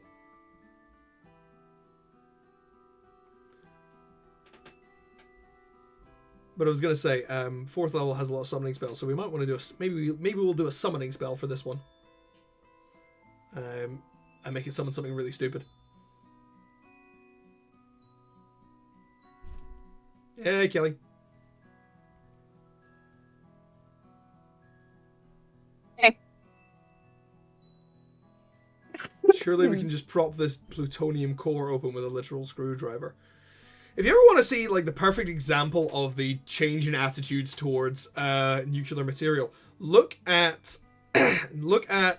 nuclear blast commercial, like drill promos, adverts, whatever you want to call them, informational things from the 1950s versus the 1980s. Because in the 50s they're just like, if you duck and cover, you'll be fine. Whereas in the 80s it's like, your flesh is going to melt off. I was like, It's fine. It's like, it just glows a little bit. You can get it in there with a screwdriver. It's like... Yeah, I have never seen the Chernobyl show, but from what I understand, they framed the radiation a lot like an eldritch horror. Just this unseen, all-consuming thing that has no feeling for you and will absolutely kill you. I mean, I find the most interesting part of all of that to be the species of black mold that grows exclusively inside the old Chernobyl reactor, because it feeds off the radiation in a way that no other fungi has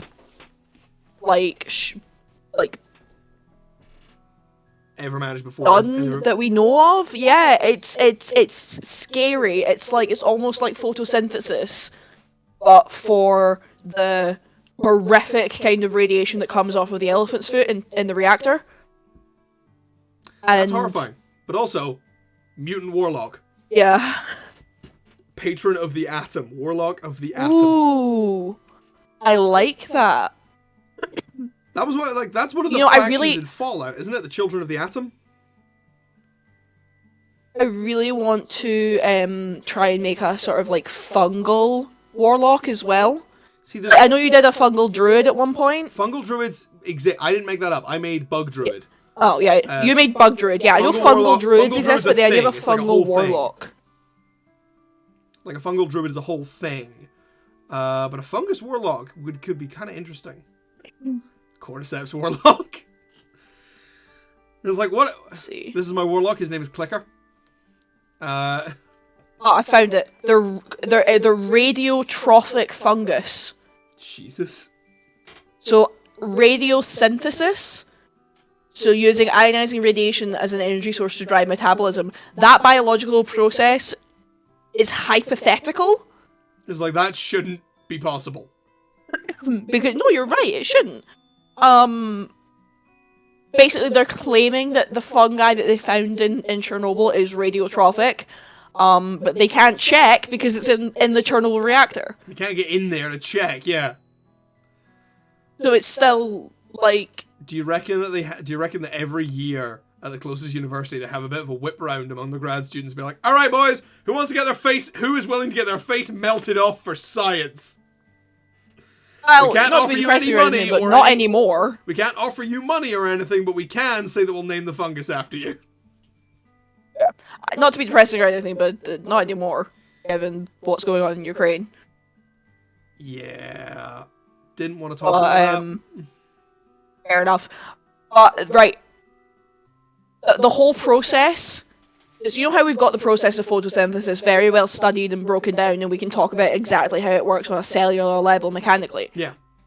Radiotrophic fungus, radiosynthesis has a rough breakdown of how it works, but the whole thing is hypothetical because we can't study it. The idea, I find this stuff so interesting, the idea is that it's similar to anaerobic respiration, but using radiation and melanin, then we don't actually know if it's a multi-step process like photosynthesis or we actually don't know if it even actually exists, to be honest. But it's the best theory we've got for how a fungus is able to grow in the Chernobyl reactor.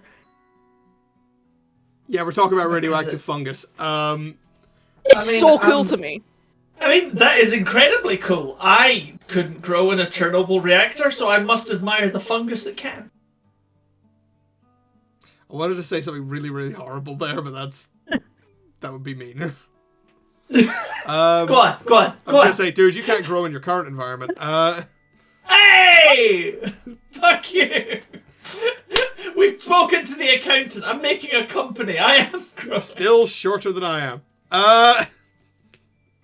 Oh, see you. And I'm the younger brother. 4.5 years younger and mountainous in stature. Oh, that is always the way, though, isn't it? The younger brother always ends up so much taller than you. I'm looking at you, Fraser. I know you're not here, but... You're just mad because your younger brother is a full head taller than you. Of course, that's why I'm mad. I remember when he was like 12 and couldn't reach the top fucking cupboards. And I was the one who had to reach everything for him.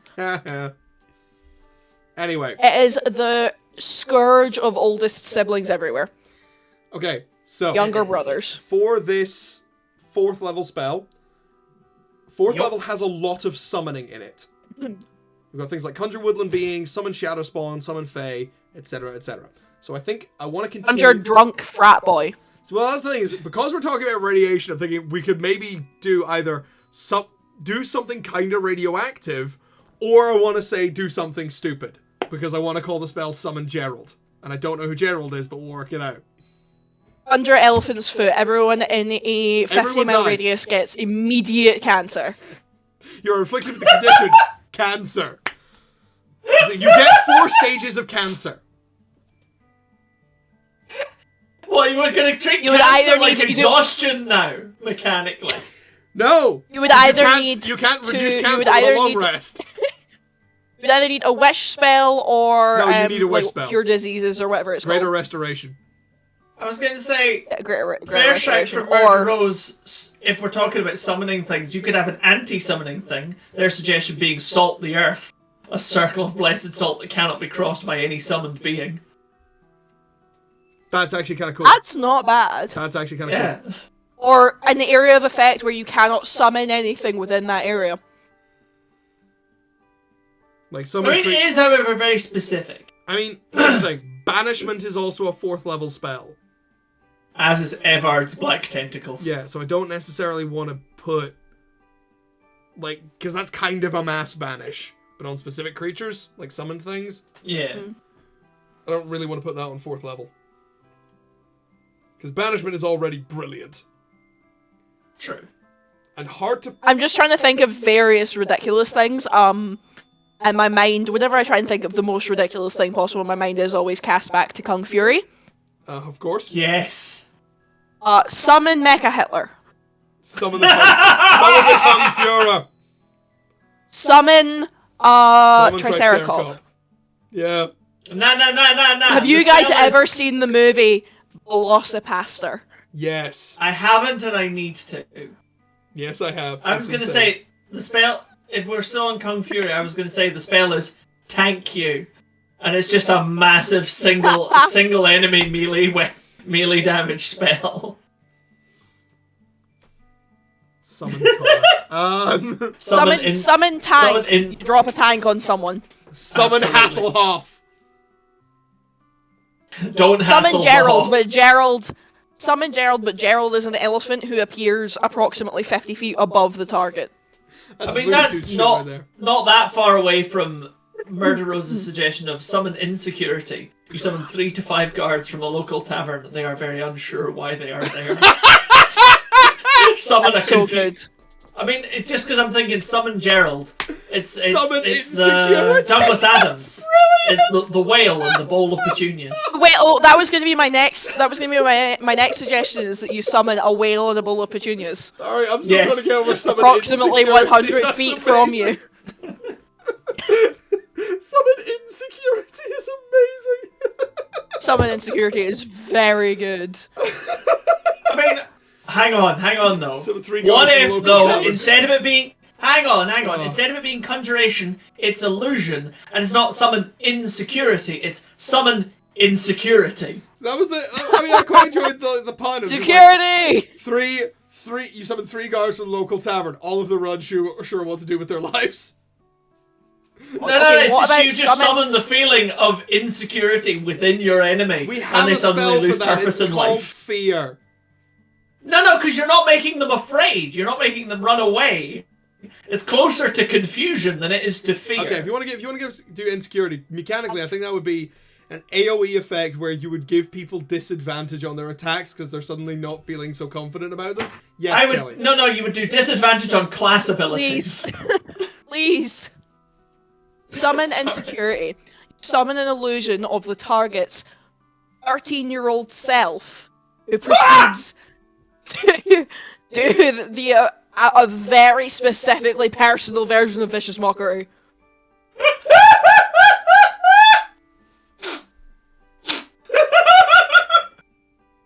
Your own 13-year-old self telling you how you've failed at all their dreams, how you suck ass, you look weird. What have you done to your hair? You don't even have a girlfriend. Do you still live with mum?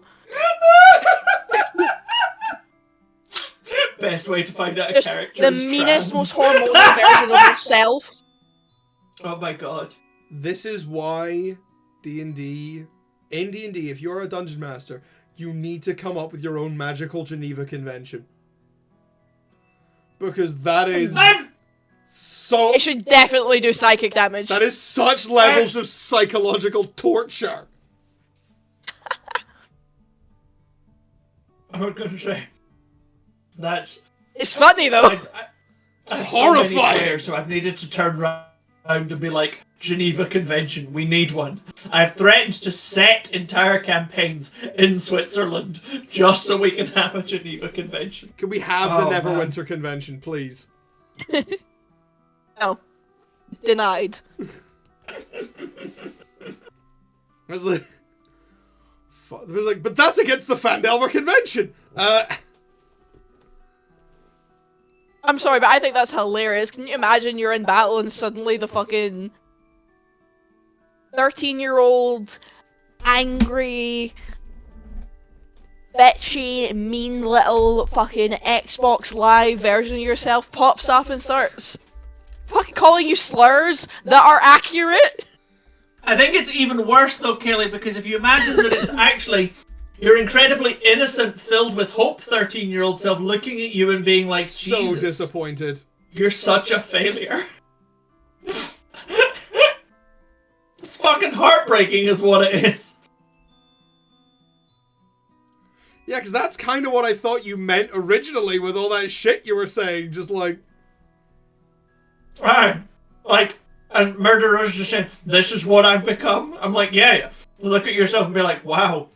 I thought I'd be, I don't know. I mean, I feel like you would immediately get distracted getting into an argument with your childhood self. Like, you know, what have you done to your hair? You look gay. We are gay. We're gay? Why are you a girl now? Well... It's like, I was always a girl. You just hadn't worked that shit out yet. I mean, why are you a girl now? You are painting your nails. Or even worse, why am I still a girl? Oh! Worst. Oh, ow! Ooh! Like, there's so many things that could go horribly, cruelly wrong in this situation.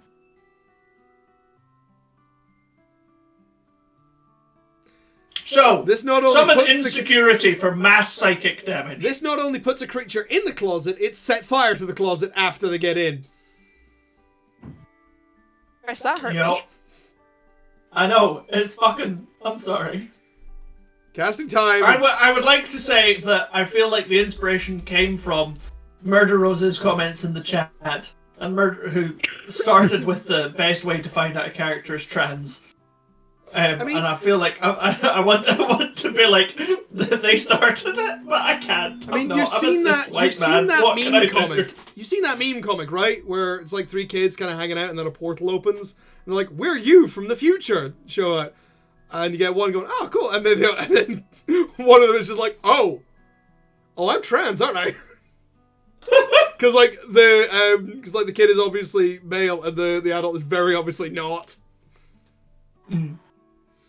Excellent. I mean, like, that's the punchline. Is just like, hey kid, this is a way to find out. Spell for Trans Remembrance Day. Harold's Radical Transfiguration.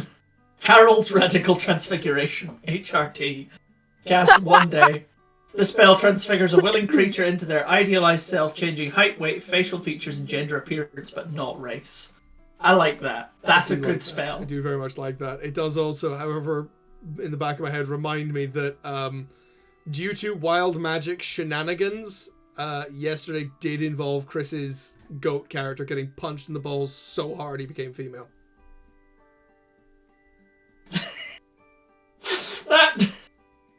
Which is not how bottom surgery should go. It's not. It's not. And it definitely should not be performed by a ghostly gnome monk that appears out of nowhere and tries to punch 3 people in the genitals. But that was two wild magic effects at once. It was very well. because I wrote my own wild magic table twice, and one of the I forgot. My Right, character's just be a cat for the next 7 hours. yeah, your character's a cat now. If it It's makes a good you thing feel I'm better, very well versed in cat vocalizations. Speaking of, where is my little bastard? I mean, if it makes you feel better, Garen's character is a baby now. Yeah, but that was only for like 7 minutes. Yeah, but he Okay, still gets but- turned Yeah, into that's a like baby. less than 10 minutes. That's 100% though. That's like, it turned me into a newt. I got better. Right, insecure. I feel bad making this spell. How No, we have to do it. How close do you have to be to cause somebody insecurity? Well, I think to balance it, it should be single target. Yes. But to unbalance it, it's a concentration effect, and they have to roll saves to escape it, or they take the damage every turn. That's fair. Wisdom saves, right? I mean, it would have to be. Either wisdom or charisma. The only saves. way you can get the self-confidence back. No, that's charisma. But wisdom or charisma? That is charisma. That's Charisma a fucking charisma saves. save. Right Charisma there. saves, definitely charisma saves. Yes. So, let's say a range of 30 feet. That's fair. That's fairly standard. Yeah. It's fairly standard for like a short range spell. Actually, what's the range on Phantasmal Killer?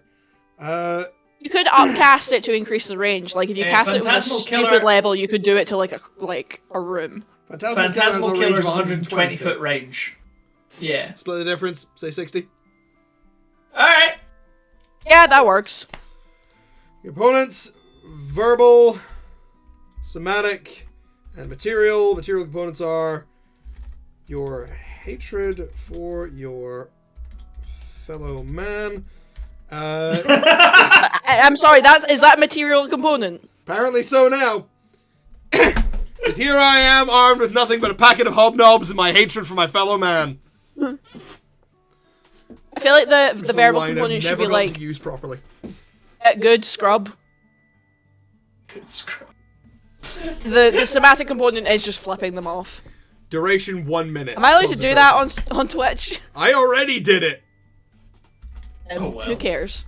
Absolutely. It's done. Duration now. 1 minute. Concentration. Yes.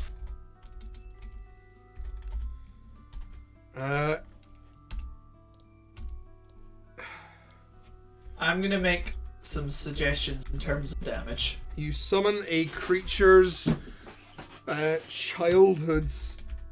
I am gonna say this spell should have Teenage no. self. This spell Young. should have no effect on a creature that is a child. Yeah. That's actually I'm good Okay. with that. I would say I think we should either say adolescent or pre-puberty. No, adolescent. I think your adolescent self. Yeah. Is that's when you're meanest and angstiest, I think. Exactly. When the hormones are rampant. You summon a vision of a creature's adolescent self. So yeah, this only works on adult creatures. Yeah, to berate them. I'm gonna say this spell is gonna have no effect on constructs. That's fair. No, that's fair. But it would still Actually, have an okay, effect maybe on not. undead. Oh yeah, I it think it definitely should. have an I effect think it on should undead. have an effect. I think it should have an effect on. Yeah, no, I think it shouldn't have an effect on children. I feel like it could have an effect on other adolescents. It would just be a younger adolescent version of themselves. Like, consider elves, for example. Yeah. Yeah. Like, what I mean, I what think age are that- elves considered adults? 100? That kind of thing is probably going to be like at that point, yeah. Like, so an 80-year-old elf could still be affected. They would probably just see their 30-year-old selves. Yeah. At That that would still be considered. At that point, that's down to the players and the DMs to manage the sort of like specifics of it. Yeah. Because I'm not writing that into the fucking spell. Because that's going to take ages. Oh, no, don't write that in the spell, but that's why I'm saying, like, yeah. But I think no what effect on Kelly means children is or like, constructs. Right. No effect on children, but adolescents. So, yeah. a creature must So- make a charisma saving throw. On a failed save, they take of psychic damage, and I'm going to say fall prone. I don't know about fall prone. Oh, God! They cringe so hard at their own existence. I think possibly. I would. I would say rather than fall prone, movement speed of 0 because they Fair. can't move because they're dealing with all of it. Failed save. Yeah, they and they take- definitely lose concentration if they were Well, already that's- if they were maintaining it. Yeah. Well, they. So They'd have what's to make what's the damage that you were suggesting, Chris? So, because I'm looking, you mentioned Phantasmal Killer, which is another 4th level psychic damage on a single target for lots of turns. But it's got big range, and it involves being frightened, and it's 4d10. I am going to suggest instead 68. Okay. Yeah, that sounds good to me, actually. Yep. But with the proviso of a repeating. Repeating save every turn. Yeah. On a successful save, they take half as much damage and their movement speed is not reduced. That works for me. Because you can't, you won't just be able to brush off those remarks. Those comments. No. Can be countered by another 4th level spell, Therapy. Okay, well that's 4th level now spell, we have to make that Therapy. spell. Therapy. You choose one creature. Casting time a minute. The creature has immunity to psychic damage and the conditions frightened and charmed for the rest of the day. You would give that to clerics, paladins, Clerics, bards. paladins, druids, and bards. Yeah, 100%. That would be great. And any bartender. Bartenders can cast the bartender. therapy spell for free. Any bartender and hairdresser. Yes.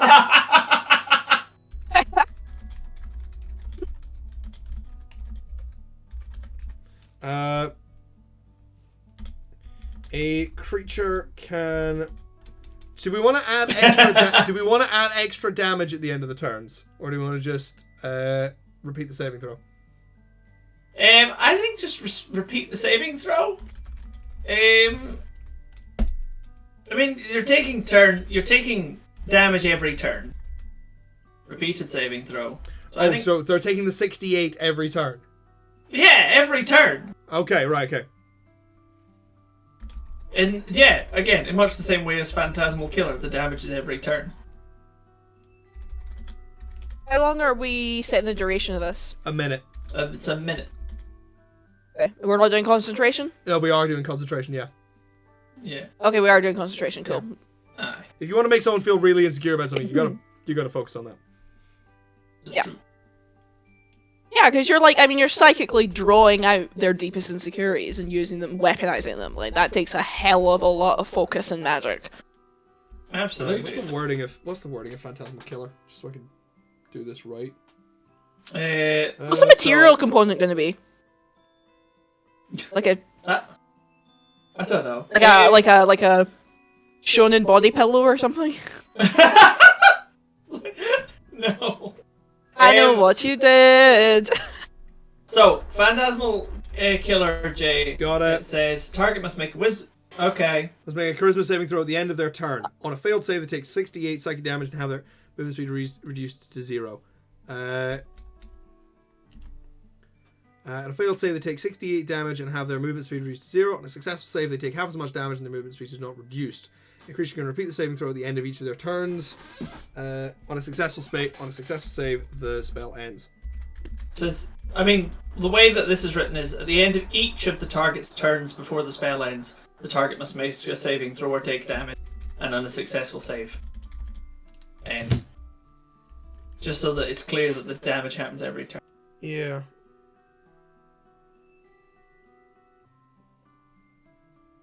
I need to brush my hair. I did brush my I'm hair. gonna dye my today. hair. I hate the blonde so much. I mean, I think as a one-off look, it's fine. But yeah, I feel like One night the only pink- while it dries and recovers from the trauma of being bleached, yeah, but tomorrow it will be back to normal and be pink. You know what your hair really needs? 4th level spell therapy.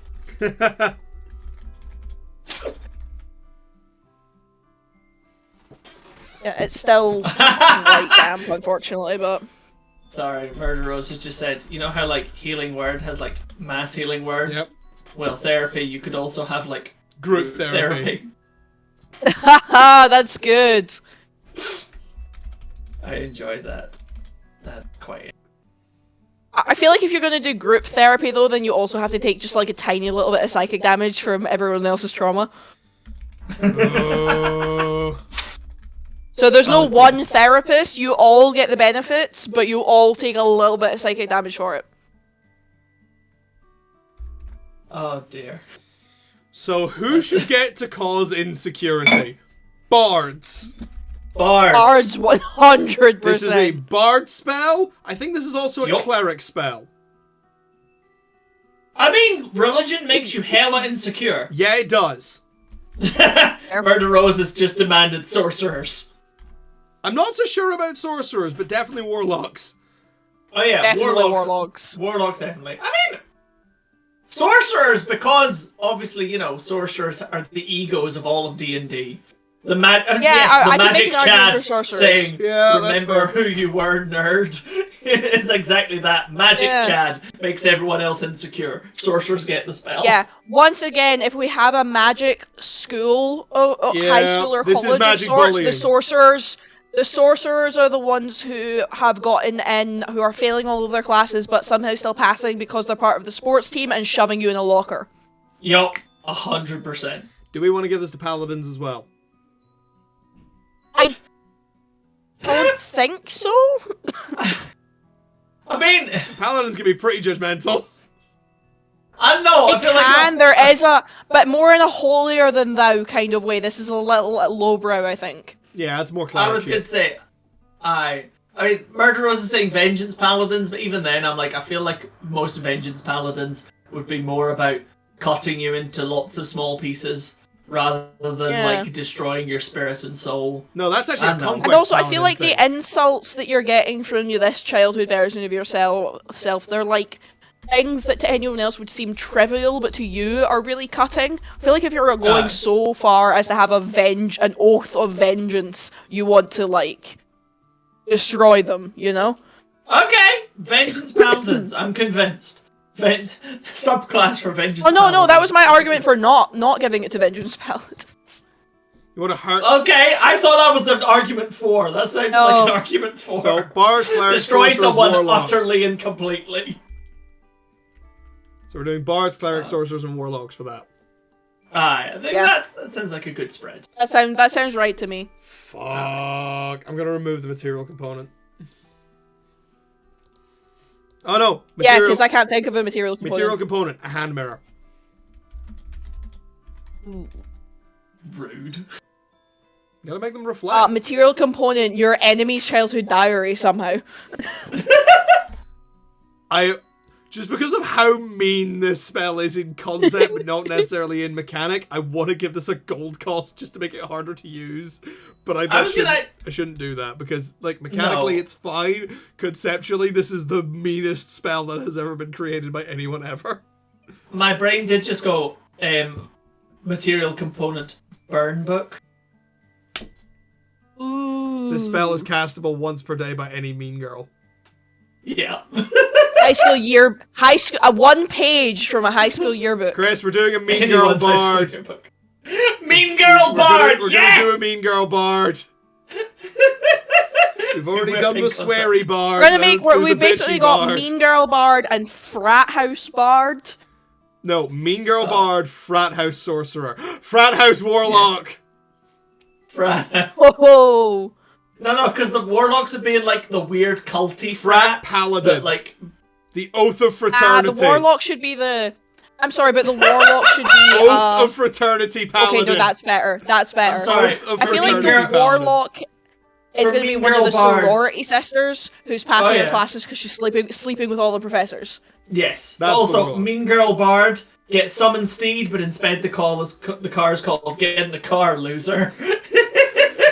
By the way, if anybody wants to play a really, really good and very gay game with a lot of really good soundtrack, look up Get in the Car, Loser. It's a fantastic RPG. I didn't even realize there was an RPG called Get in the Car, Loser. It's That's amazing. I wrote a review of it. Oh, Murder Rose has just started playing said RPG. It's so fucking good. Well, clearly we're going to need to play that on stream at some point, Jay, because that sounds great. Yeah, no, it is, it's genuinely very good. Excellent. Also, apparently, Super Lesbian Animals is an RPG. Super Lesbian Animal RPG is what it's called. Apparently so. Super Lesbian Animal RPG? Yes, I own it, have not played it, is on the list. Excellent. So yeah, I'm going to call I'm it... learning new things every I'm just going to call this spell Insecurity.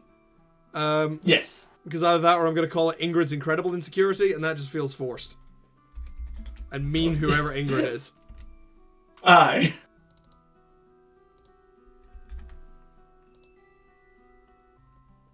Okay, now, we agreed that we said our 5th level spell was going to be Reflect.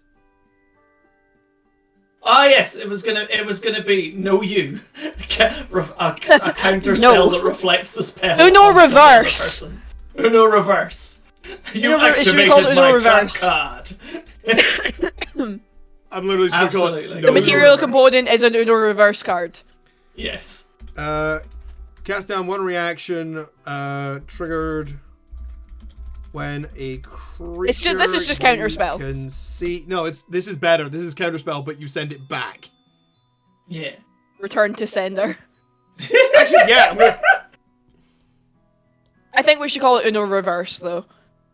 I feel like Uno reverse is a good shout. Uno's Indignant Reverse. Uno's indignant reverse.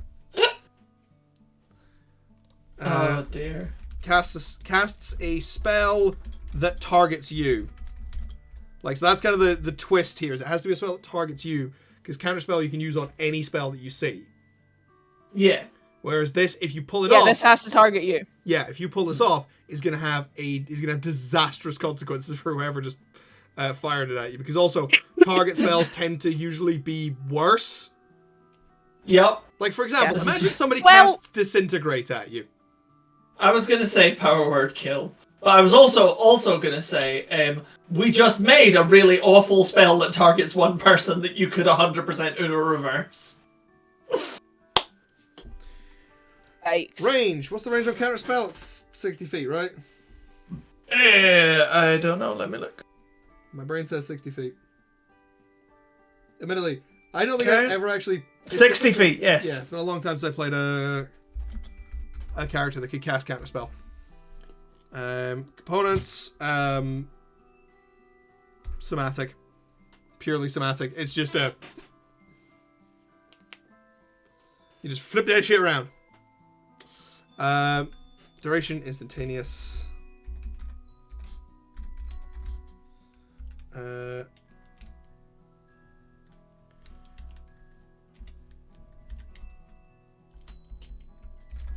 You catch a spell aimed at you and attempt to throw it back at its caster. I think we should take the chunk of counterspell that's like when you're trying to counterspell a spell that's higher. Make an ability check of your using your spellcasting ability, whose DC equals 10 plus the spell's level. If the spell is of 6th level or higher. That's fair. Yeah. I mean, that's basically the same as counters. Yeah, but it's worse. Okay, should we maybe, just to balance this a little bit against, rather than just using counterspell, should we maybe balance this as something might go wrong if you fuck it up? I mean, I feel like to balance it, given this is a 5th level spell and counterspell is a 3rd level spell, we should actually be talking about just like more damage and more pain to the person you're hitting. So how about this? Oh, also, How about this? If sorry. you send it back, they automatically fail whatever saving throw is required. and if you fuck it up, you automatically forfeit whatever saving throw you were going to make. Maybe. I mean, you could go This is the full thing. on, like... I think maybe, since this is a 5th level spell by its nature, and by 5th level you've got some Yeah, fair. seriously powerful spells. I think that's maybe that might I mean- actually be enough of a balancing act as it is. I was going to say, yeah, Murder Rose is made just pretty much that point. You know, your balance is that you're losing a 5th level spell slot and getting hit by something you were trying to stop. Yeah, fair. You know, like fair. that's a pretty serious, you know, repercussion Yeah, you're right. of failing. Yeah.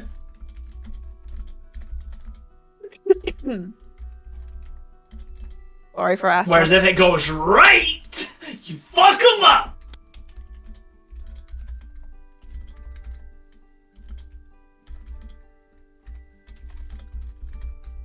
If you successfully reflect the spell, the caster automatically fails any saving throws associated with that spell, if applicable. Or thought again from the chat just on this, which is possibly instead of insta failing the save, they still have to roll the save, but you subtract your spellcasting modifier from their roll. Ooh. So they still get a shot, but it's like fucked.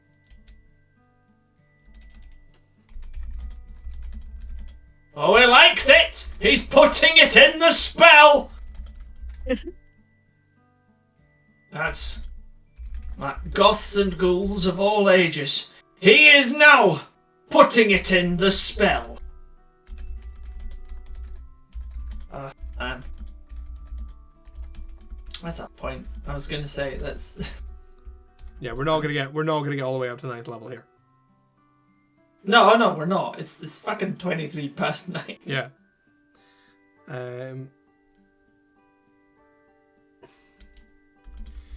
How about just on that particular subject, if the spell requires a spell attack roll, you can subtract that from their AC?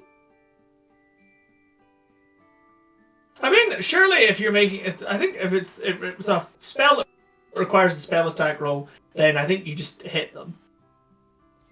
Okay.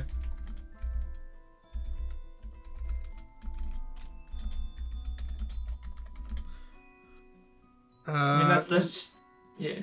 No. That's just my thought. No, No, I think to keep it consistent again, just give them that chance. Yeah.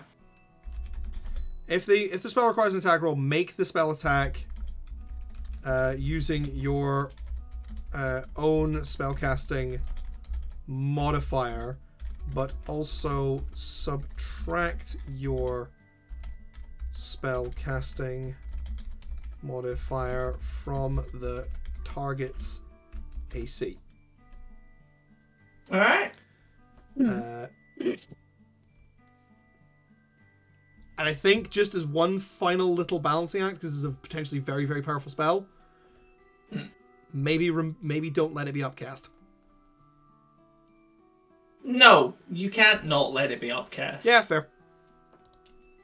Like that just wouldn't make sense. And again, because you're saying it's potentially a very powerful spell, but it's also only as powerful as whatever spell you're using it on. That is true. Yeah. So realistically, what you're doing, much the same as with Counterspell, is you're basically matching spell slot for spell slot. Unless you're trying to be lucky, you're hoping to be lucky, and you try and counter something high with something low, in which case you still have to roll for it. That's true. Yeah. Again, I'm like, yeah, it's kind of spell.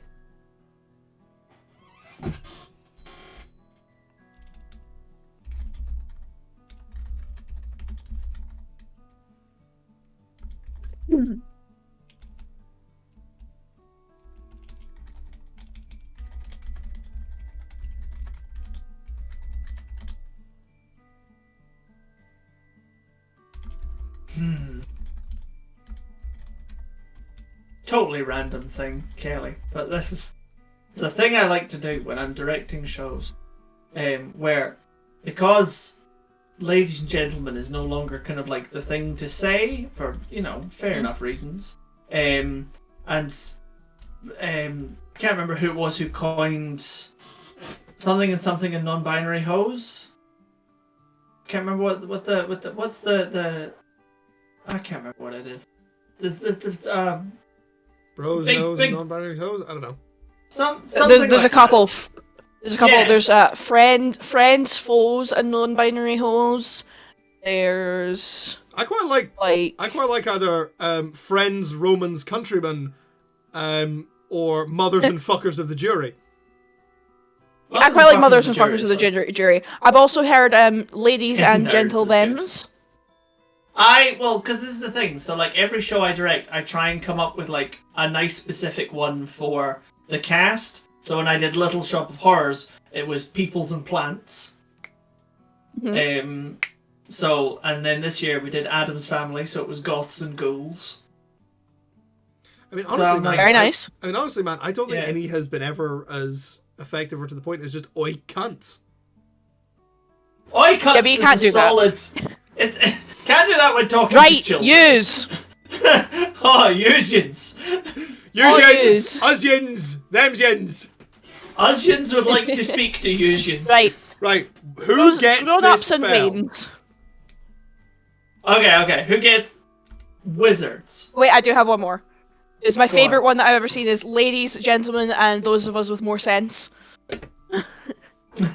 Ladies and gentlemen, those of us with more sense. I like that one. That's a solid cabaret move. I was going to say yes, and you can't say cunts to Americans. I have to say though, Yes, and this you is a can. great It's story. very fun. This is a great story, and I need to tell this. Sorry. Just while we're Movers, shakers, and that one out of place Quaker.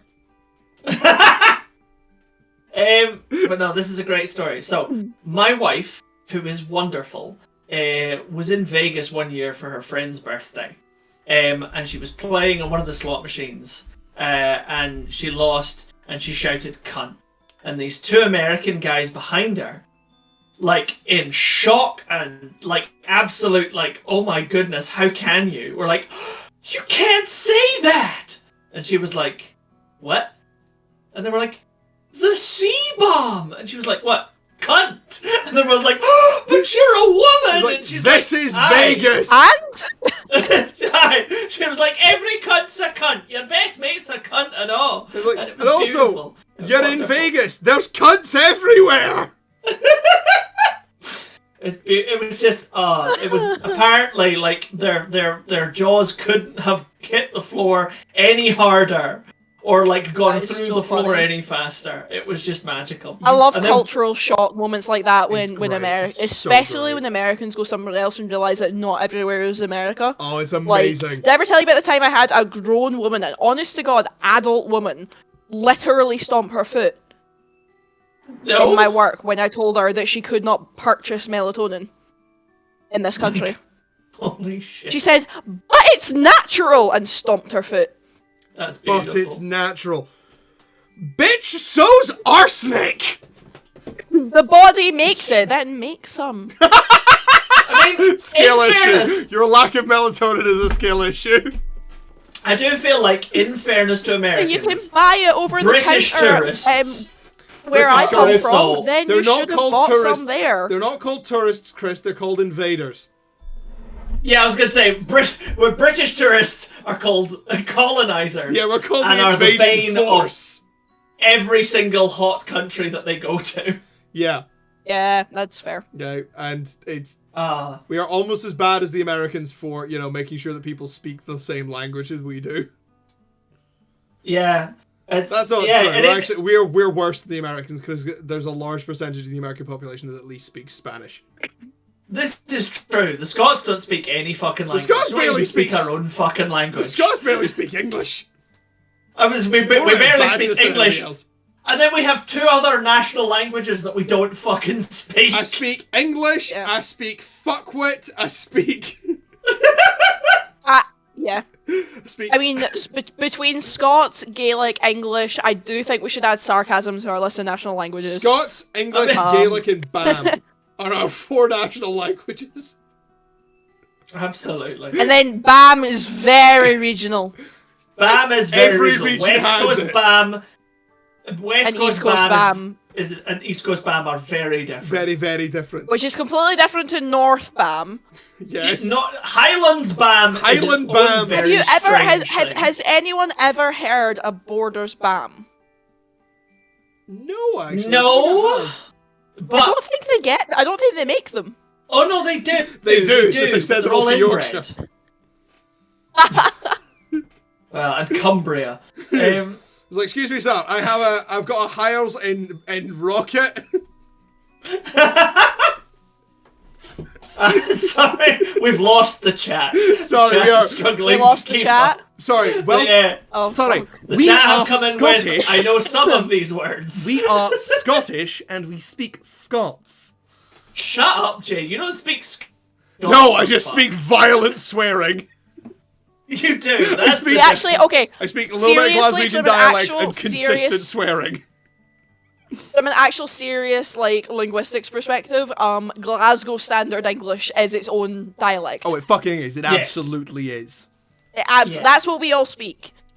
Yes, we are all from, very specifically, the large city in the west of Scotland that speaks very different from all the rest. And admittedly, we're all quite well brought up, so we speak quite light. Thought the Glaswegian. Scottish spoke ska, open your band and brass band. I mean, I am partial to a little bit of ska. I love that! I will never forget the Unbound video. Not the Unbound. The Unraveled video where Brian David Gilbert is trying to invent a new music genre for Fallout, and he just gets to the end and he has this horrified look on his face where he just goes, "Did I just invent ska again?" A guy once came into our work, and I think he was American, and was chatting away to us while he was waiting. And me and the other girl that were working were talking to him, and he said, "So where are you guys from?" And we both looked at each other, looked at him, and we were like, Here. And he was like, "Oh, you don't sound very Glaswegian." And the two of us, like, literally, we both stopped what we were doing and looked at him, and we were like, "Point of advice: don't say that to people here." Really don't. I mean- especially not when they're working customer service. No, because they'll Yeah, I was going bite to say, you. that's the difference between your Would you retail like to? voice. Would you like to continue understanding of this half of the conversation? There's a conscious amount of effort here. The second you opened your mouth and we heard your accent, there was a conscious amount of effort to dull down ours. It's like, don't start You a You don't get to linguistic- then come in and tell us, "Oh, you don't sound like you're from here." don't start a linguistic war with Glaswegians because you'll lose.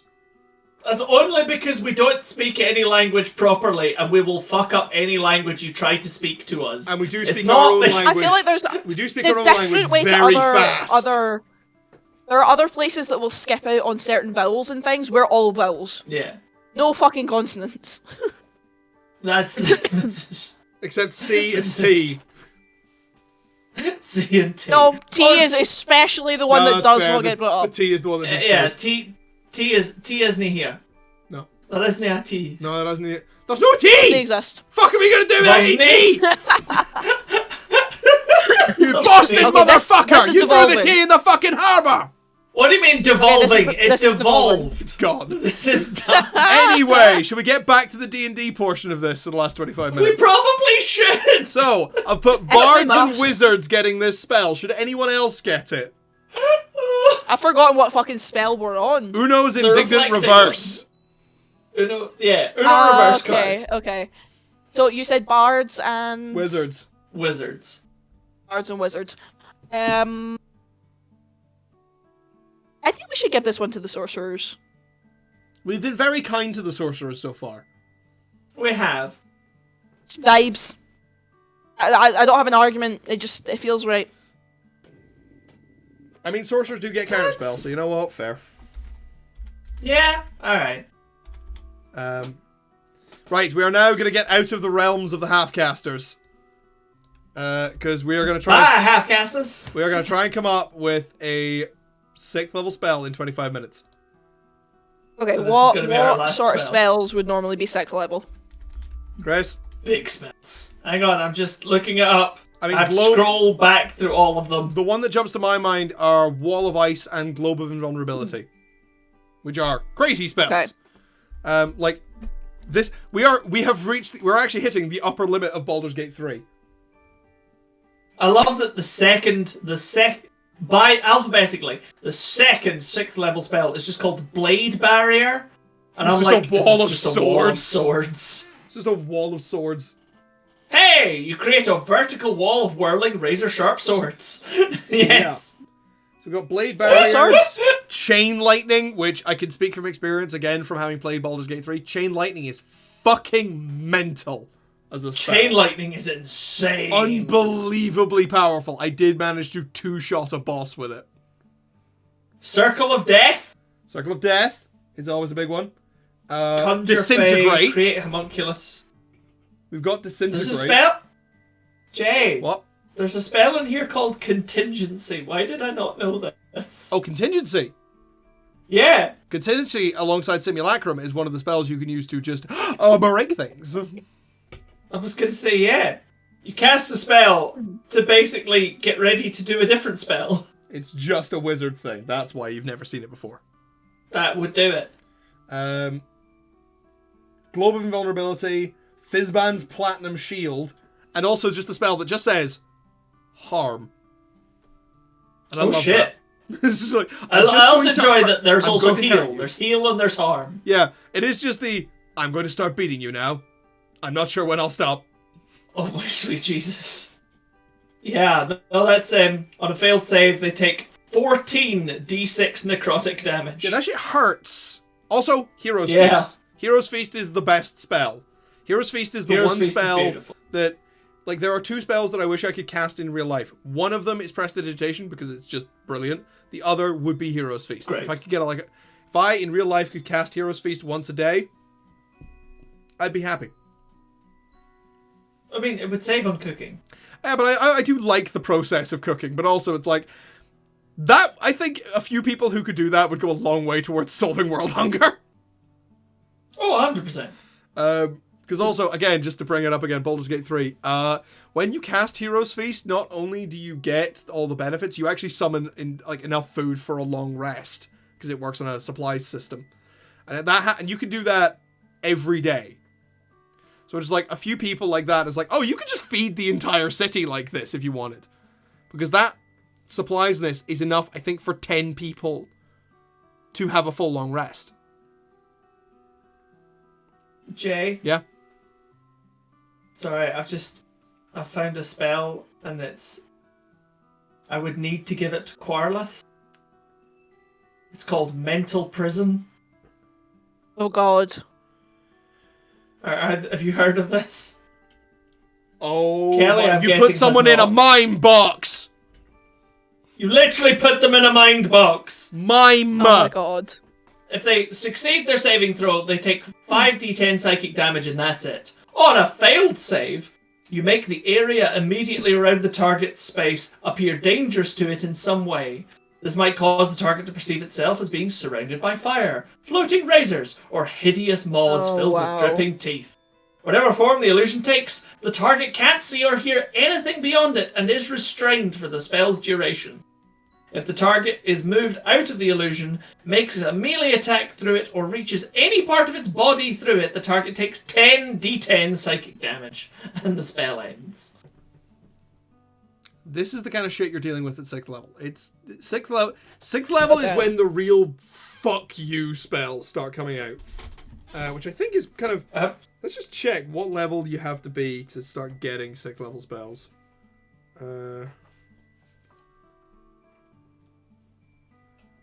Yeah, you get your first 6th level spell at 12th level.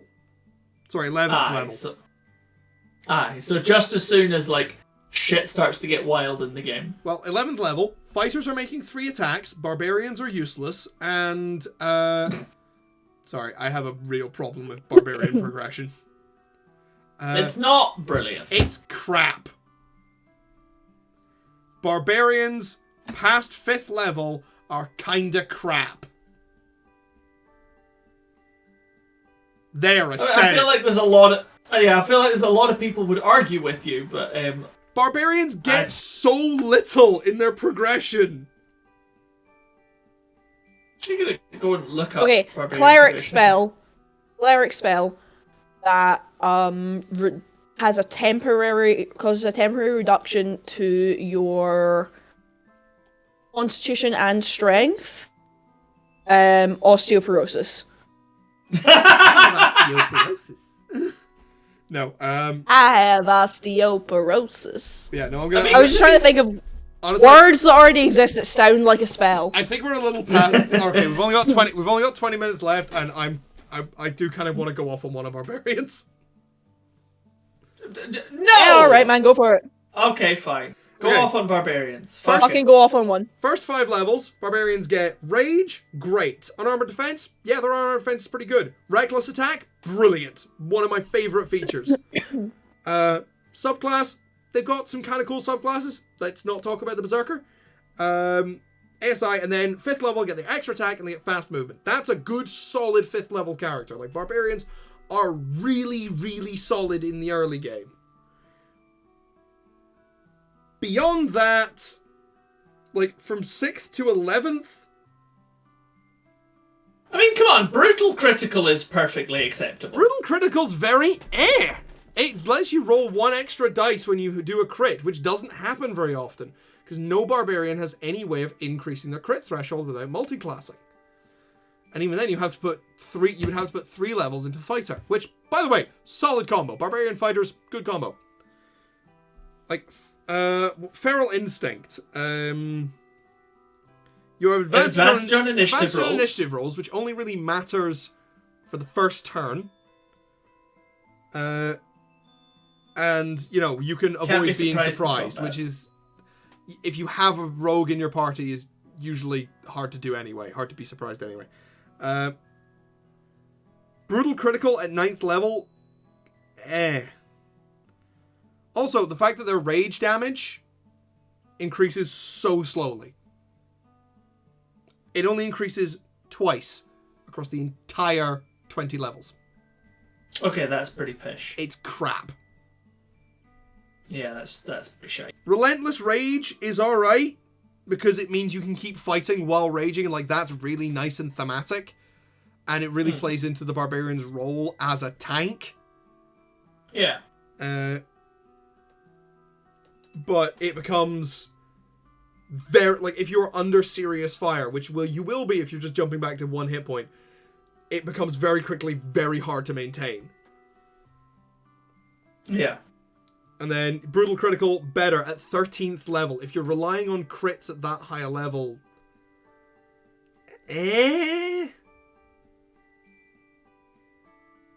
Fair. yeah, like, barbarians have a brilliant 20th level ability because it pushes you into like superhuman levels. Yeah. But you also need to have been building into, you need to have maxed out your strength and constitution by then as well. Which, to be fair, you probably will be able to. You would assume so at 20th level. Yeah. I like that your rage no longer ends at 15th level unless you fall unconscious or choose to end it, because otherwise rage can sometimes be a little hard to maintain if enemies are spread out. Yeah. And then at 18th level, if your total for a strength check is less than your strength score, you can use that score in place of the total. That's a bit pish. That's a bit pish, especially for an 18th level ability where wizards and bards and sorcerers are all fucking casting Wish. Yeah. Because you get 9th level spells at 17th level. And then Primal Champion, right. You get to increase your strength and constitution by 4 up to 24, which is makes you, pretty crazy. But yeah, barbarians are kind of the perfect example of martials that drop the fuck off. Yeah.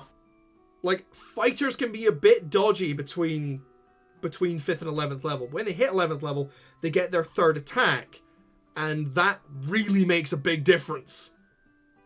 And they get Indomitable as well, which is quite a handy feature. And monks are just full of features at that point. Monks have just got shit across the board.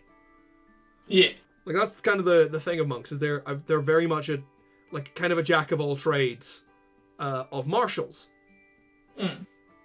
But honestly, barbarians, most of the time I wouldn't advise putting more than 3 levels into a barbarian. Because their early features, Rage and Reckless Attack, are both amazing features, especially if you put them on a paladin. Yes. I have done paladin barbarian. Because you can smite while raging. Because you just become an unstoppable wall of meat. All you got to do is be a paladin who ditches their heavy armor. Which, if you've got unarmored defense, if you're getting like, unarmored defense, it's pretty good. Yeah. Can you use a shield with unarmored defense? With the barbarian, yes. Then you're sorted. Yeah, but Life is great. And you get the resistance anyway, which I think is kind of better. But yeah, like a barbarian paladin is a really, really solid combo because you get to do, you get to still smite to make up for the barbarians occasionally lacking damage. Yeah. You get extra tankiness from both because paladins and barbarians go around usually with quite high ACs. Like you can wear medium armor and still do, get the benefits of rage, which is usually what people do. Yeah. Like, you'll see a lot more barbarians in medium armor than fully unarmored. And you still have, and healing hands as an ability is an ability. It's not a spell. So if you're raging and something's hitting you, you could just beef yourself to a crazy degree. And making paladins a little bit faster if you manage to get all the way up to like a 5th level barbarian if you're crazy. I wouldn't advise that though because paladin progression is also a little difficult, especially when it comes to spell slots. Yeah. Yeah. But barbarians are real fun with flavor. Past 5th level, they're kind of trash. Their only real benefit is the fact that they have massive amounts of health. Yeah. They are meat shields. Barbarians are tanks. And they are the best tanks in the game. No questions asked. But they stop getting cool shit. With the exception of, whatever comes out of subclasses. Because subclasses can always make things cooler. This is very true. This has been my rant on barbarians. Thank you. This has been our stream. This has been my extended barbarism. And I think actually ending it at 5th level, which means that the next time we do this, we have 6th, 7th, 8th, and 9th to do. It's pretty exciting. Would be pretty cool because we have done 6 out of 10 of the levels. We have. Been pretty great. And they've all been ridiculous. And they've all been crazy. Yes. So they've all been great. So for anybody who wants to use Reduce Light, Pocket Sand, Glitter Bomb, Mendoza's Problematic Cocktail, Insecurity, or Uno's Indignant Reverse, these are all going to be going up on my website, jonathandavidhoney.com, as in the section labeled The Homebrewery. Thank you very much for joining us, everybody. If you would like to see more of our wacky shenanigans, we're here every Monday night. We're currently running a City of Mist campaign, which, if you're interested in tabletop RPGs at all, you really should check out because City of Mist is a little underappreciated and very, very cool. It's a lot of fun. And it's been great. Very roleplay heavy. Very roleplay heavy, and we do a lot of dumb shit. It's good. We do a lot of dumb shit. You can find all of our streams previous. You can see our homebrewing stuff, all our City of Mist stuff. Chris and I ranting about Pokemon for quite a lot. On our YouTube channel, which is The Brothers Honey on YouTube. All of our previous shit is there, including various clips and highlights, etc. Of course, we are always appreciative for people following us here on Twitch. But if you would like to support us a little bit more, I am on Patreon, Jonathan David Honey on Patreon. You can get voiced versions of my game reviews. You can see advanced pages of my book that I'm writing because I'm writing a goddamn book, and a little bit behind the scenes stuff. Well, not really behind the scenes. Our after show for City of Mist. Yeah, you can follow Chris on Instagram at ChrisHoneyActor. He very recently directed a brilliant production of the Addams Family musical.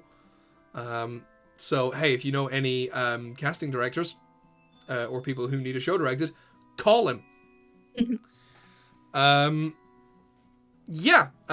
You can follow me on Twitter. You can find me nowhere. You can find her in the void. You can follow me on Twitter at JonathanHoney4. You can follow my games company because my day job is I make video games. Ald Alliance Games, which is at ald_games on Twitter.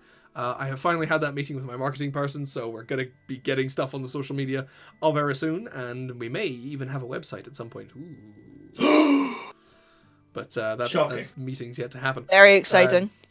Very, very exciting, yes. And hopefully you'll just keep coming back here on Monday nights. We're here 7 p.m. every Monday. Yeah. This is this has been a lot of fun. I thank you everybody for joining us.